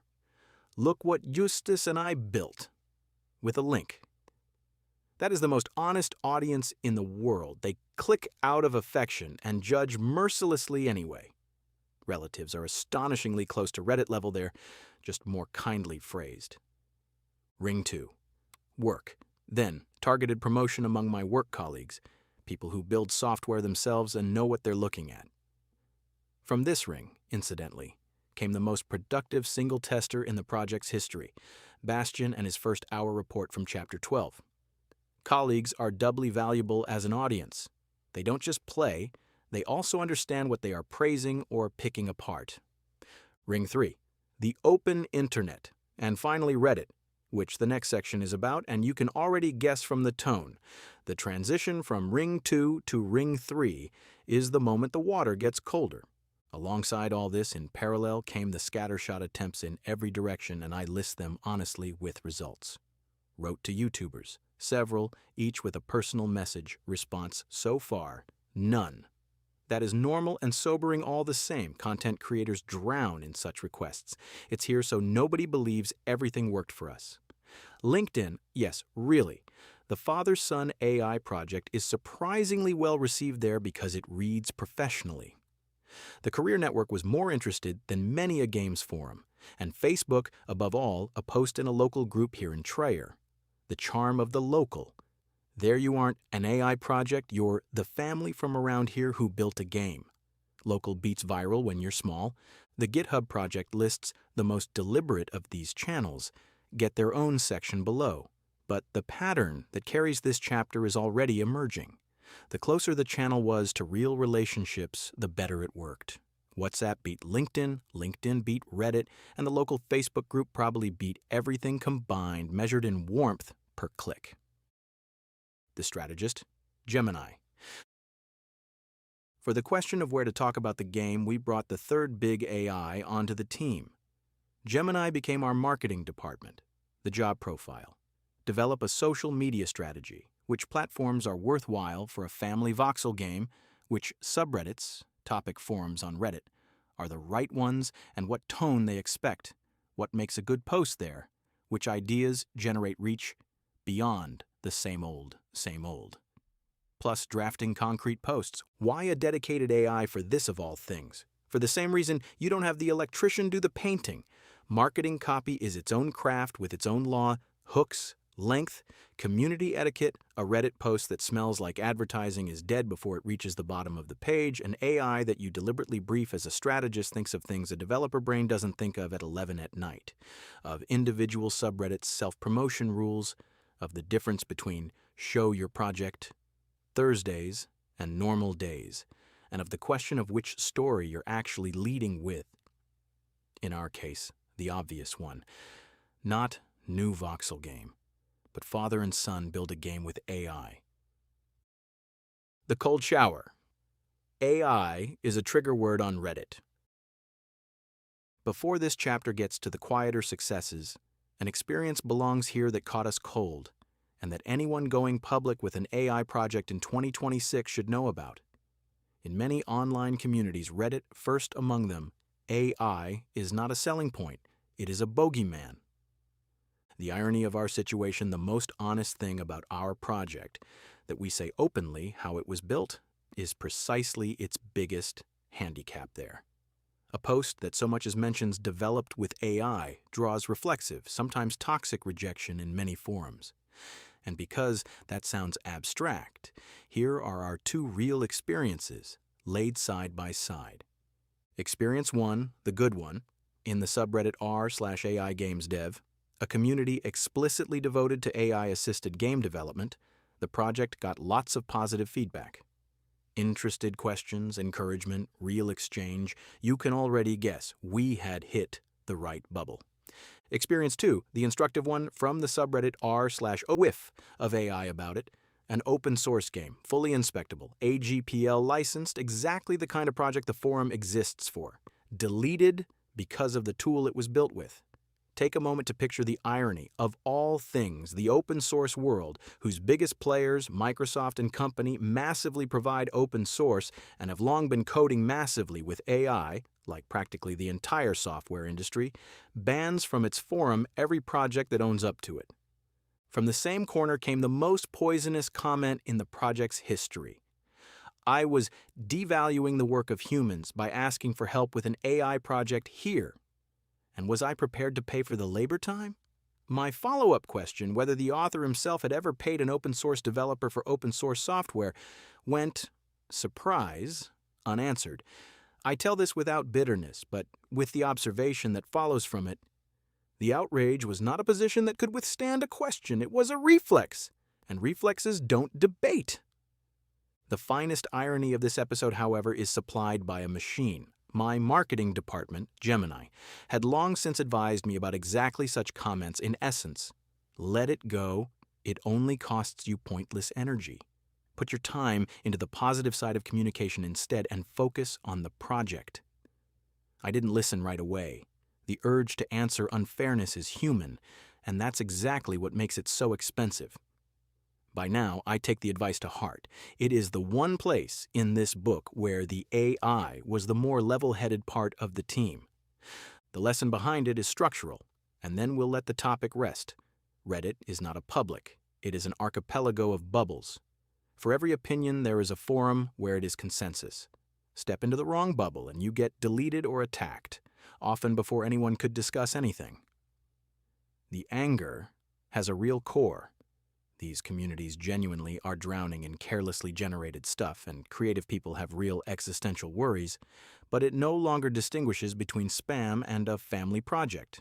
For our strategy, that simply meant we tell the story where people read it before they judge it. On our own blog, in this book, in communities that evaluate projects instead of buzzwords. We will never hide the AI part in the process. A project that has to conceal its most interesting property would have betrayed its own foundation. And for everyone planning something similar, the short version: expect places you love to hate you for your tools, and choose your stages accordingly. An anonymous comment calling the game slop hasn't played it. Eustace's note weighs more. The campaign on other people's lists. Alongside social media ran a second, quieter campaign that I especially recommend to developers because it costs almost nothing and carries for a long time: awesome lists. In the open source world, there are curated link collections, awesome, on every topic, including open source games. Whoever is on one gets found by exactly the people who get excited about this sort of thing: developers, tinkerers, potential collaborators. So we applied for inclusion systematically. Research and application texts AI assisted, it goes without saying, following each list's rules with a proper description as real pull requests. As of today, the game has been accepted onto 3 such lists, with more applications pending. This is unglamorous marketing without fireworks, but these are permanent entries in places where our target audience is searching anyway. Reach doesn't have to be loud. The honest defeat: itch.io. And then there is the story that likes to go missing from the marketing chapters of other books. Itch.io is the marketplace for indie games, and of course we were there. Game page setup, uploads automated, the release train from Chapter 16 delivered every version there too, plus lovingly maintained English devlogs, personally written, told around Eustace's test evenings with all our heart in them. It didn't work, and the numbers are of an honesty that is almost funny again. Standing out in the flood of new games there every day is nearly impossible. To this day, our game doesn't even show up in itch.io's search when you type in its own name. It had a handful of views, and of the 2 downloads, at least 1 was from a friend. Let me repeat. We built an automated upload pipeline for this platform for 2 downloads, one of them Bastion category. At some point, we drew the conclusion that feels wrong and is right. We stopped writing devlogs there. Not in a huff. The uploads keep running. The game remains available there. But the storytelling energy, this project's most limited resource, has flowed ever since to where it lands: our own website, our own blog, our own channel. If this chapter has one lesson, it is this, and it applies far beyond games. Not every channel carries, and admitting that in time is strategy, not capitulation. Marketing with AI does not mean broadcasting everywhere at once. The machine would do that without complaint. Content has become cheap after all. It means using limited human energy to choose the places where real people answer. That too is, in the end, curating. What the AI actually did here: Gemini, social media strategy, subreddit selection, post drafts, reach ideas. Claude, the blog publishing script, markdown website API, linked bilingually, devlog and application texts, the awesome list pull requests. The human chose the channels and unchose them again. Itch edited every text and personally stood behind it and held to the rule that nothing gets posted except by him. Reach can be automated. Credibility cannot. Next chapter: 28 videos in 30 minutes. Eustace plays, the AI edits, the family channel broadcasts. Chapter 21 to 28. Videos in 30 minutes. Producing 28 videos took 30 minutes. Uploading them to YouTube took 40.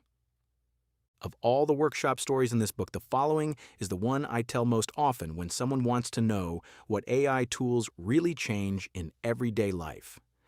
Not because it's the most technically impressive, but because everyone immediately understands what has vanished here: video editing. That activity on which content dreams have been dying for 20 years, because every hour of gaming fun comes with 10 hours in the cutting room. For us, several hours of raw footage came down to half an hour. Out came 22 short videos and 6 longer Let's Plays, subtitled in 2 languages with finished description texts. Here's how it went. Step 1. Eustace presses the record button. Every gaming video begins with someone playing the game, and that role was filled without dispute. Eustace recorded several play sessions with OBS Studio, the standard free tool for screen recording, including live commentary. No script, no retakes, no cue cards, just him playing and talking as he goes. That unfiltered energy was exactly what we wanted. Nobody needs a 10-year-old reading off a page. It is, incidentally, the most perfectly divided moment of labor in the whole family project. The part of the production that takes the longest is for the person doing it, not work at all. Step 2. Making the video readable. Now the problem, an AI can't efficiently watch hours of video footage. The trick, and it's the key to this entire chapter, is to make the video readable. The recordings went to ElevenLabs, which produced transcriptions from them, everything spoken as text, with timestamps, who said what and when, down to the second. Suddenly, a video is no longer a wall of pixels, but a searchable document. In a nutshell, why timestamps change everything. A transcript with timestamps is the map of a video. 12:41, Eustace discovers the cave and shouts, "What is that?" is for a text AI, a find it can evaluate like a line of code. And the timestamp tells the editing software exactly where to put the scissors. Once moving images exist as structured text, an AI can analyze pacing, highlights, and boring stretches without ever having seen a single frame. The principle carries far beyond videos. Make your material readable and the machine can work with it. Chapter 5 called this Move Your Project into Text. Steps 3 and 4. Think first, then cut. Videos plus transcripts landed in a Claude Cowork project folder. Cowork is simply put Claude with a workbench, a workspace where the AI can handle files. We added our design fundamentals, brand colors, fonts, so that titles and overlays would look like our game and not like a random template. And then comes the step I would underline twice because it is literally the same lesson as with the programming in Chapter 4. You don't just let the AI start. First, brainstorming which moments are shorts material, what makes a good hook, what gets cut. Then, a detailed editing plan before anything gets rendered, which clips, which time windows, short and long versions, burned-in subtitles in German and English, a bilingual family project stays bilingual, plus a file with finished YouTube descriptions for every video. Only after the plan was approved did the cutting begin. Analysis plan, check-in, execution, same workflow, new medium. The method apparently matters more than the material you apply it to. Steps 5 and 6, voila, and the punchline. About 1 hour of work with Claude later, everything was there, 22 shorts, 11 in German and 11 in English, and 3 longer videos also in both languages, subtitled, captioned, ready to upload. Plus, and this is the part I find almost the most elegant, a finished editorial document, a publishing schedule, description texts for every single video, all in one file to work through. And now the twist that makes this story perfect. Uploading to YouTube and scheduling the releases took longer than cutting the videos and Eustace's OBS recordings combined. Pushing up each video individually, copying the description from Claude's file, setting the publish date, click, paste, repeat 25 times. For that last mile, there is simply no usable automation interface. No AI magic could help. Our most futuristic pipeline brought to a crawl by copy and paste. It's the same punchline as with Suno in Chapter 9, only sharper. And by now, my favorite example of where automation really ends in 2026. Rarely at the model's abilities. Usually at a missing power outlet. The trailer. 4 AIs, 1 relay race, 20 seconds. How does a family without an editing suite produce a proper game trailer? For us, it was the densest AI relay race of the entire project. And because it shows the interplay so beautifully, here is the complete chain. First pair of runners, the music. I asked Gemini for a prompt for an epic instrumental track for a game trailer.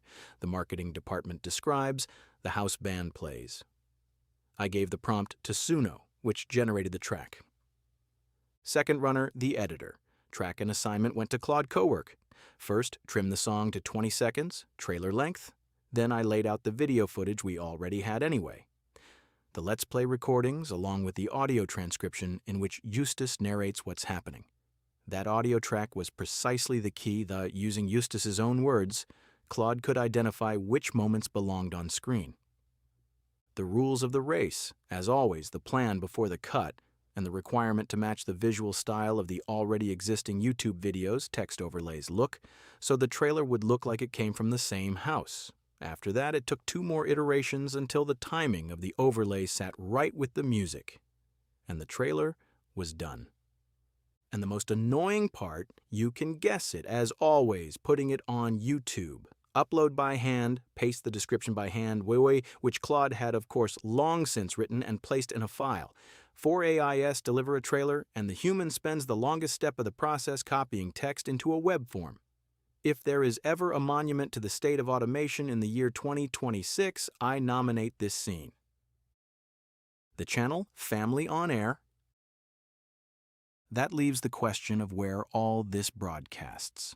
The answer fits the treehouse tone of the project. Not a sterile studio channel, but the family channel. Mama's and Papa's blog on YouTube. The moving picture counterpart to the blog where Verena and I write about family projects anyway. That's where Eustace's AI-edited play videos now appear. The son plays, the AI edits, the family channel broadcasts. Added to that is the second moving picture track, entirely without a kid on camera. Script-driven marketing clips straight from the game. In the project, there's a screenplay file that describes scenes, a camera flight through space, a landing approach, the cockpit, and a script plays them back automatically and records them in clean quality, without the HUD, with sound.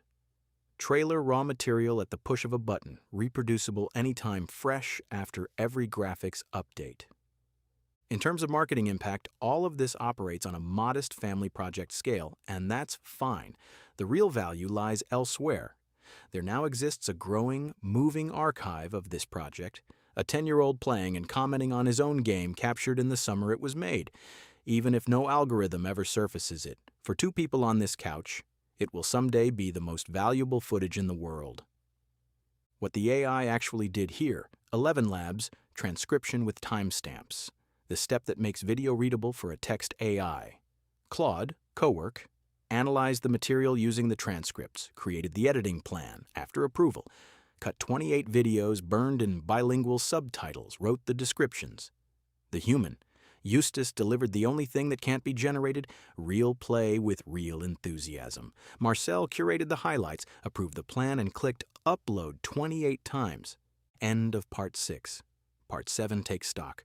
What all of this cost, what it's worth, and why this book ends with an invitation instead of a closing word. Chapter 22. What it cost, and what it's worth. A complete development studio, programmers, graphic artists, sound studio, translators, sysadmin, marketing department, for the price of 1 family pizza night per week. Books like this one owe their readers numbers at the end. Not the polished ones from the brochure, but the ones from the bank statement. Here are ours, after 6 weeks of project runtime, 18 releases, and a running online service. The money side, the monthly tool, rent. What this project costs per month fits into a short table, and I list the items exactly as they occur for us. ChatGPT subscription, concept, research, planning, €20. Gemini subscription, social media reach, €25. Claude Max subscription, the construction crew, code, tests, ops, video, €80. API costs, OpenAI plus ElevenLabs, textures, sounds, under €5. Suno, music, approximately $10. Server rent, VPS, the entire online fleet, €5. Website, Wix, €10. Total, approximately €150 to €160. 2 items deserve a second look because they contradict most people's intuitions. The biggest item is the Claude subscription, and it's the best deal in the table. €80 sounds like a lot for a hobby until you hold it up against what this item replaces. For €80 a month, you don't even get 1 hour of a freelance developer in Germany. Our subscription delivers every evening several hours of development, testing, documentation, and admin work. The numbers from Chapter 4, 867 commits in 1 month, run through this line item. You could put it this way: the most expensive line in the table is also the one with the most absurd value for money. The smallest item is the biggest surprise, under €5 in API costs. all the textures, icons, creature images, and sound effects in this game, the entire sensory world from chapters 8 and 9, cost less than a kebab. That's not a calculation error, but the result of the cost breaks from chapter 8, order, deliberately, never blindly regenerate, and the simple fact that assets, once created, stay in the game forever. And the €5 server on which the entire online world runs is the late dividend of the Raspberry Pi line from Chapter 2. For comparison, and this comparison has to be spelled out once, what emerges here for approximately €155 in monthly rent is the service portfolio of a small studio. Programming, graphics, sound, music, translation. The game is bilingual throughout. System administration, video production, marketing strategy. Conservatively calculated, the code alone, approximately 114,000 lines plus 30,000 lines of tests, represents several person years at industry standard rates. The time side, the honest currency. And now the currency. This project was really paid in because it obviously wasn't money. To the question of how much time it took, there is only one honest answer from me, and it goes word for word. I sit here on weekends and in the evenings, after work, ever since the project has existed. Every evening, every weekend, since May 30th. Nobody should romanticize that, so I'll say it unromantically. This project is a second job. The AI didn't replace the time. It changed what gets created in that time. The same evenings that used to be enough for a 20th of this game are now enough for the whole thing. That is the real trade of the AI era, and you should know it before you make it. The tools don't lower the stakes. They raise the exchange rate. What made the investment bearable? No, beautiful, is in Chapter 14. These were not lonely evenings. The chief tester sat right there, the balancing department called us to dinner, and the project was the family time, not its competitor. Not always, not perfectly, but at its core.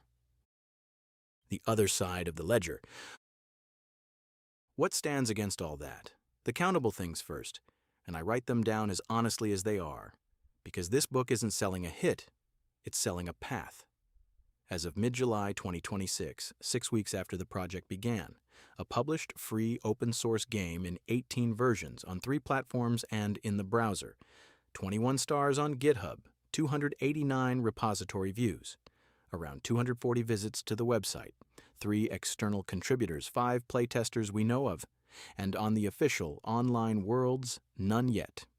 And one success that shows up in none of these statistics and that I am disproportionately proud of. If you Google Blocks Beyond the Stars, you find the game. For such a small website, that's not a given. Visibility in a search engine is something you have to earn against half the internet. And more still, ask Google's AI search mode what it is, and you get an answer. The search AI knows our game and explains it. Forgive me my delight at the loop closing here. A game built by A is now part of the knowledge that A is answer from. We have become, on the most modest of scales, part of the canon. Measured against internet standards, these are otherwise tiny numbers, and I deliberately leave them untouched. First, because at the time of this chapter, they are simply the truth. 6 weeks is nothing in the Reach business, and the school presentation, Chapter 24, still lies ahead of us. Second, because these small numbers contain, perhaps, the most important lesson of the entire book. The production side has exploded, the attention side has not. AI enabled us to build in 6 weeks what would once have taken years. It didn't gift us a single player. Visibility has remained the currency you cannot generate. You earn it slowly from people, one at a time. Chapter 20 showed how laborious that is. So, whoever wants to build quick success with AI is building at the wrong end. Whoever wants to build their own thing with it, go right ahead, it has never been easier. And third, 3 of these numbers are worth more than all the others combined. 3 strangers found this game good enough to help build it. On day 1, I would have traded any download statistic for that number. And then, the uncountable things, the real return. A 10-year-old who learned in 6 weeks what separates an idea from a description, what a product owner does, how to order and process criticism, and that the AI did that is not an excuse. a father who got to know his profession anew as a site manager instead of a craftsman, and in the process learned more about software architecture, operations, and responsibility than in some full years on the job. And a family with a shared creation you can touch, play, and show off. The most expensive mistake? I searched for a long time and can't find one of the usual sort. No lost save file, no burned budget, no month spent in a dead end. Even the detours, the organic build, itch.io, were instructive and progress was consistently good. What really cost energy, and the expensive kind, nerves, were the toxic Reddit comments. More precisely, my urge to reply to them. The story, including Gemini's advice, is in Chapter 20. Here, just the balance sheet lesson from it. The most expensive item in this project was not an expense and not a technical error. It was a tension that flowed into self-justification instead of into building. It has since been rebooked. That leaves the question this balance sheet raises and the final chapter answers. If all of this is possible with 155 euros a month and the evenings of a single family, what would it mean if a few more people helped build? What the AI actually did here changed the exchange rate. It didn't lower the costs, those were never the obstacle, and it didn't gift us time. The project costs that to this day. It multiplied the value of an evening after work. The entire table above is just the rent for that exchange rate. Next chapter, Will AI Take Our Jobs? An honest answer from real practice. Chapter 23, Will AI Take Our Jobs? This book used AI wherever it could, for code, graphics, text, music, sound. If that has bothered you the whole time, this chapter is for you. There is a question that has hovered over this book ever since the word AI first appeared in the preface. It sat between the lines when the image AI painted 100 textures in Chapter 8. It grew loud when, in Chapter 20, we were accused on Reddit of devaluing the work of humans, and it deserves more than a footnote. It deserves its own chapter. As honest as I can make it. Will AI take our jobs? Because let's not kid ourselves. This book describes a project that used machines at every point where it could and precisely where humans work. Programmers, graphic artists, copywriters, musicians, sound designers. The fear that sits deep in the bones of these professions right now is real, it is understandable, and anyone who feels it should not be smiled at here but taken seriously. What this project displaced, and what it didn't. Let's start with the honest inventory on the small scale, where we know the facts. Did this project take work away from anyone? The answer is already in Chapter 8, and it applies to every trade in this book. There was never a budget that a human would have received instead. The alternative to the AI textures was not a commissioned graphic artist. The alternative was a gray game of placeholder blocks that would never have shipped. The alternative to this book was not a commissioned ghostwriter. It was no book. But I won't make it easy on myself and stop there. Because, of course, the family project is the most comfortable case. The legitimate worry goes, what happens when everyone works this way? Including the companies that until now have paid graphic artists, copywriters, and developers? When the tool that made something possible for us replaces something elsewhere? There is no answer to that which a single family project could prove. But there is an assessment, and I offer it as someone who has built software professionally for many years and has seen this industry through several technology upheavals. I don't believe in the mass unemployment of creators. I believe in a profound change in how the work is done and in the job profiles across all professions. How the work shifts. What is changing? This book has documented in passing in the previous chapters, and it can be summed up in a three-step pattern that recurred in every What the AI Actually Did Here box at the end of a chapter. First, the requirement becomes the supreme discipline. It has become more important to formulate well and thoroughly what is supposed to come into being. The 7,737 lines of specification before the first line of code. The style prompt before the first texture. The editing plan before the first video. Anyone who masters their craft has always been able to say what's missing. Now that exact ability is the needle's eye everything passes through. Second, the execution migrates to the machine. Much of the typing, painting, cutting, configuring, the grunt work that used to eat up most of the working hours, the AI takes over. That's the part that scares people, and I understand why. It's the most visible part of the work as it used to be. Third, the human returns as the reviewer, and then a human has to step back in, check, test, adjust, discard, approve.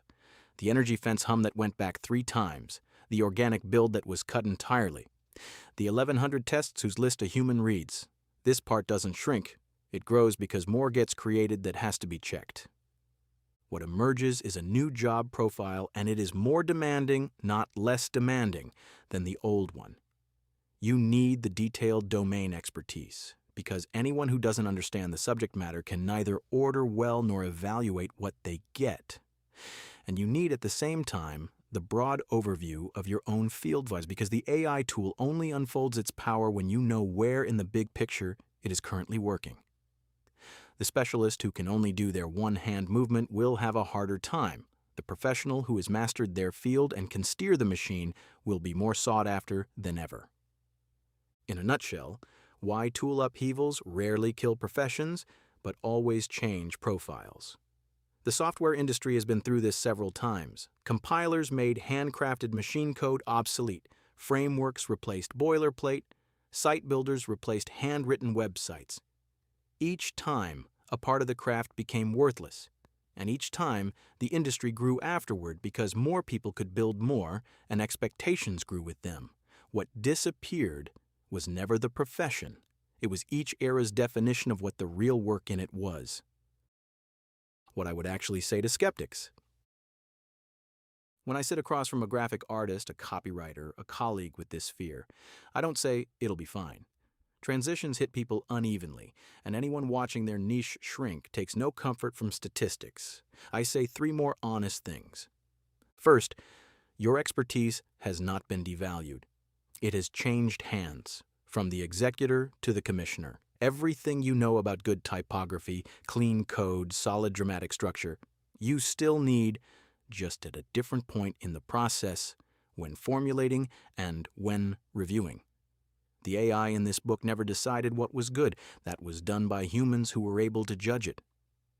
Second, try the tool from a position of strength. Not because you have to follow every hype, but because the judgments about AI that I take seriously come from people who have tried it. Used from a place of expertise, the tool very quickly shows you both what it can do and where it is lost without you. Knowing both is more calming than any debate. And third, on a very personal note, I welcome this change. I write that not as a proclamation, but as a finding after many years in the profession and one very intense summer. The work the machine took off my hands was rarely the work my heart was attached to. What remains, understanding, designing, deciding, reviewing, arguing with a 10-year-old about whether something is still Minecrafty enough, is the part of the profession I once chose it for. It may be that others feel differently, but it may also be that at the end of this shift, more people get to do more of the work they actually wanted. In this debate, this book is only a single data point, but it is a complete one. Every chapter has disclosed what the machine did and what the human did, verifiable with Git history. For anyone who wants to discuss the future of work, we wanted at least to provide an honest working example rather than an opinion.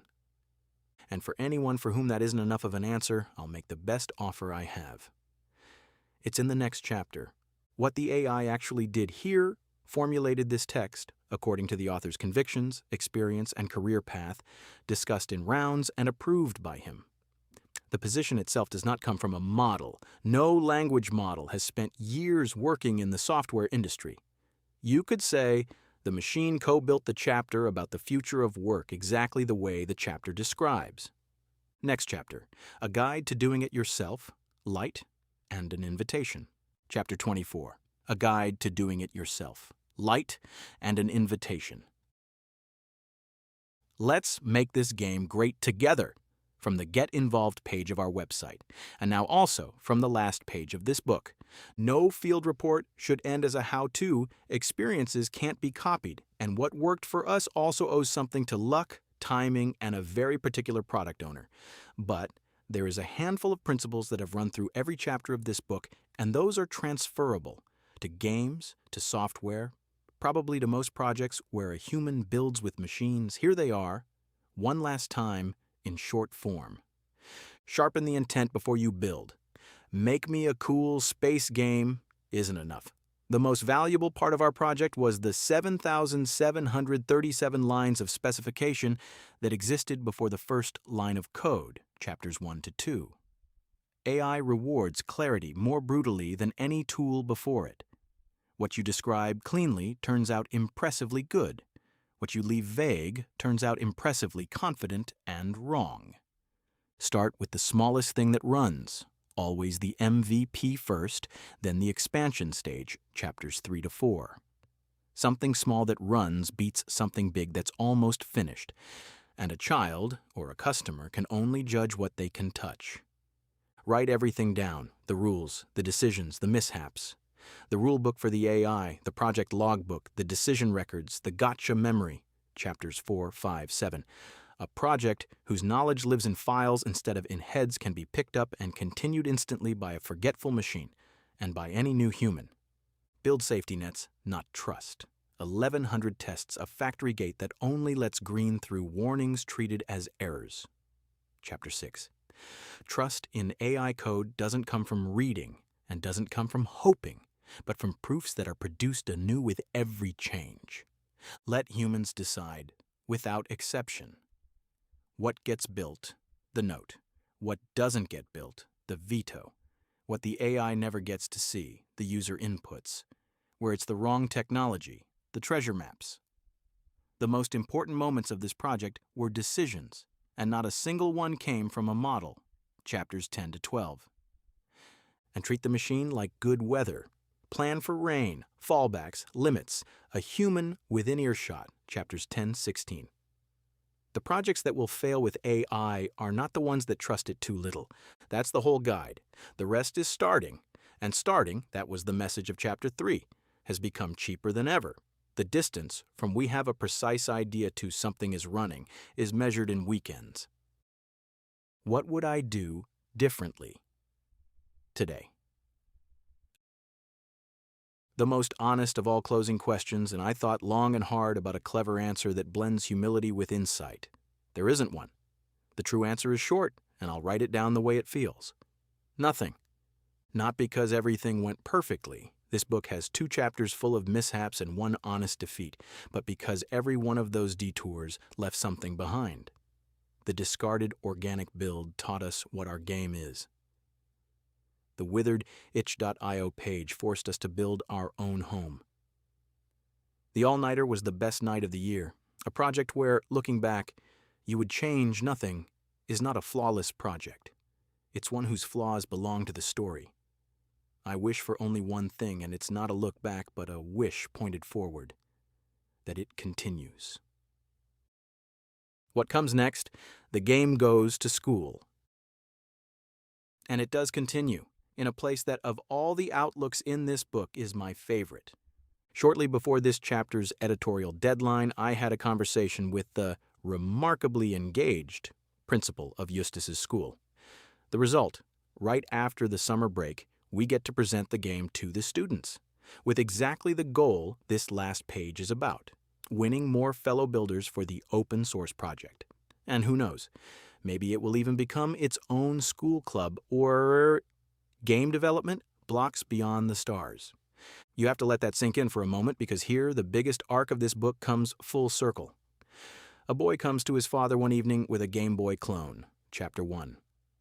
Only a few months later, that same boy stands, maybe, in front of his own school showing kids his game, which they're invited to help build.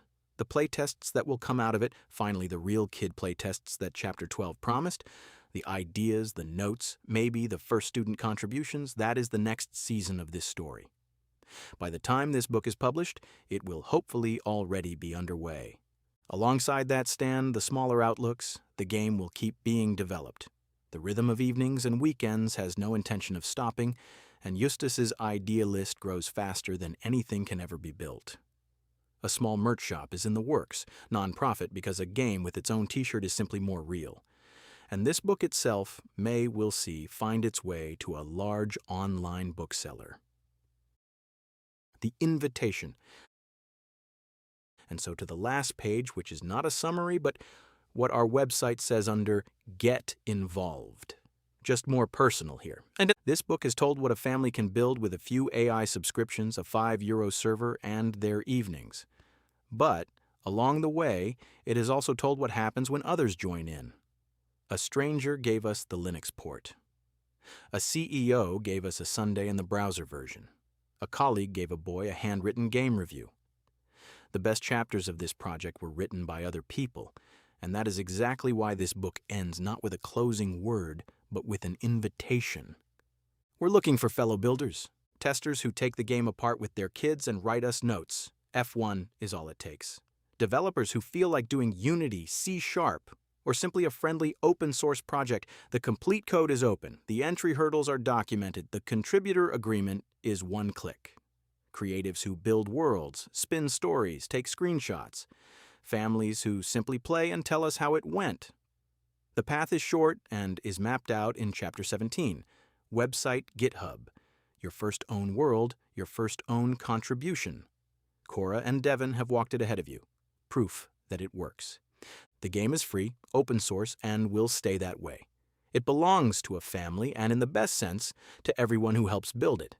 And if you've read this far, carrying the worry from the preface, the question of what remains of our work when machines can build, this is my whole answer in one sentence. The best answer to the fear of the machine is a seat at the table, and here is yours.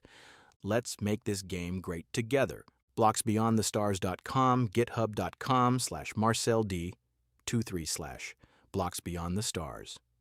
Marcel, Eustace, and Verena. And, in alphabetical workforce order, Claude, ChatGPT, ElevenLabs, Gemini, Notebook LM, OpenAI, Suno.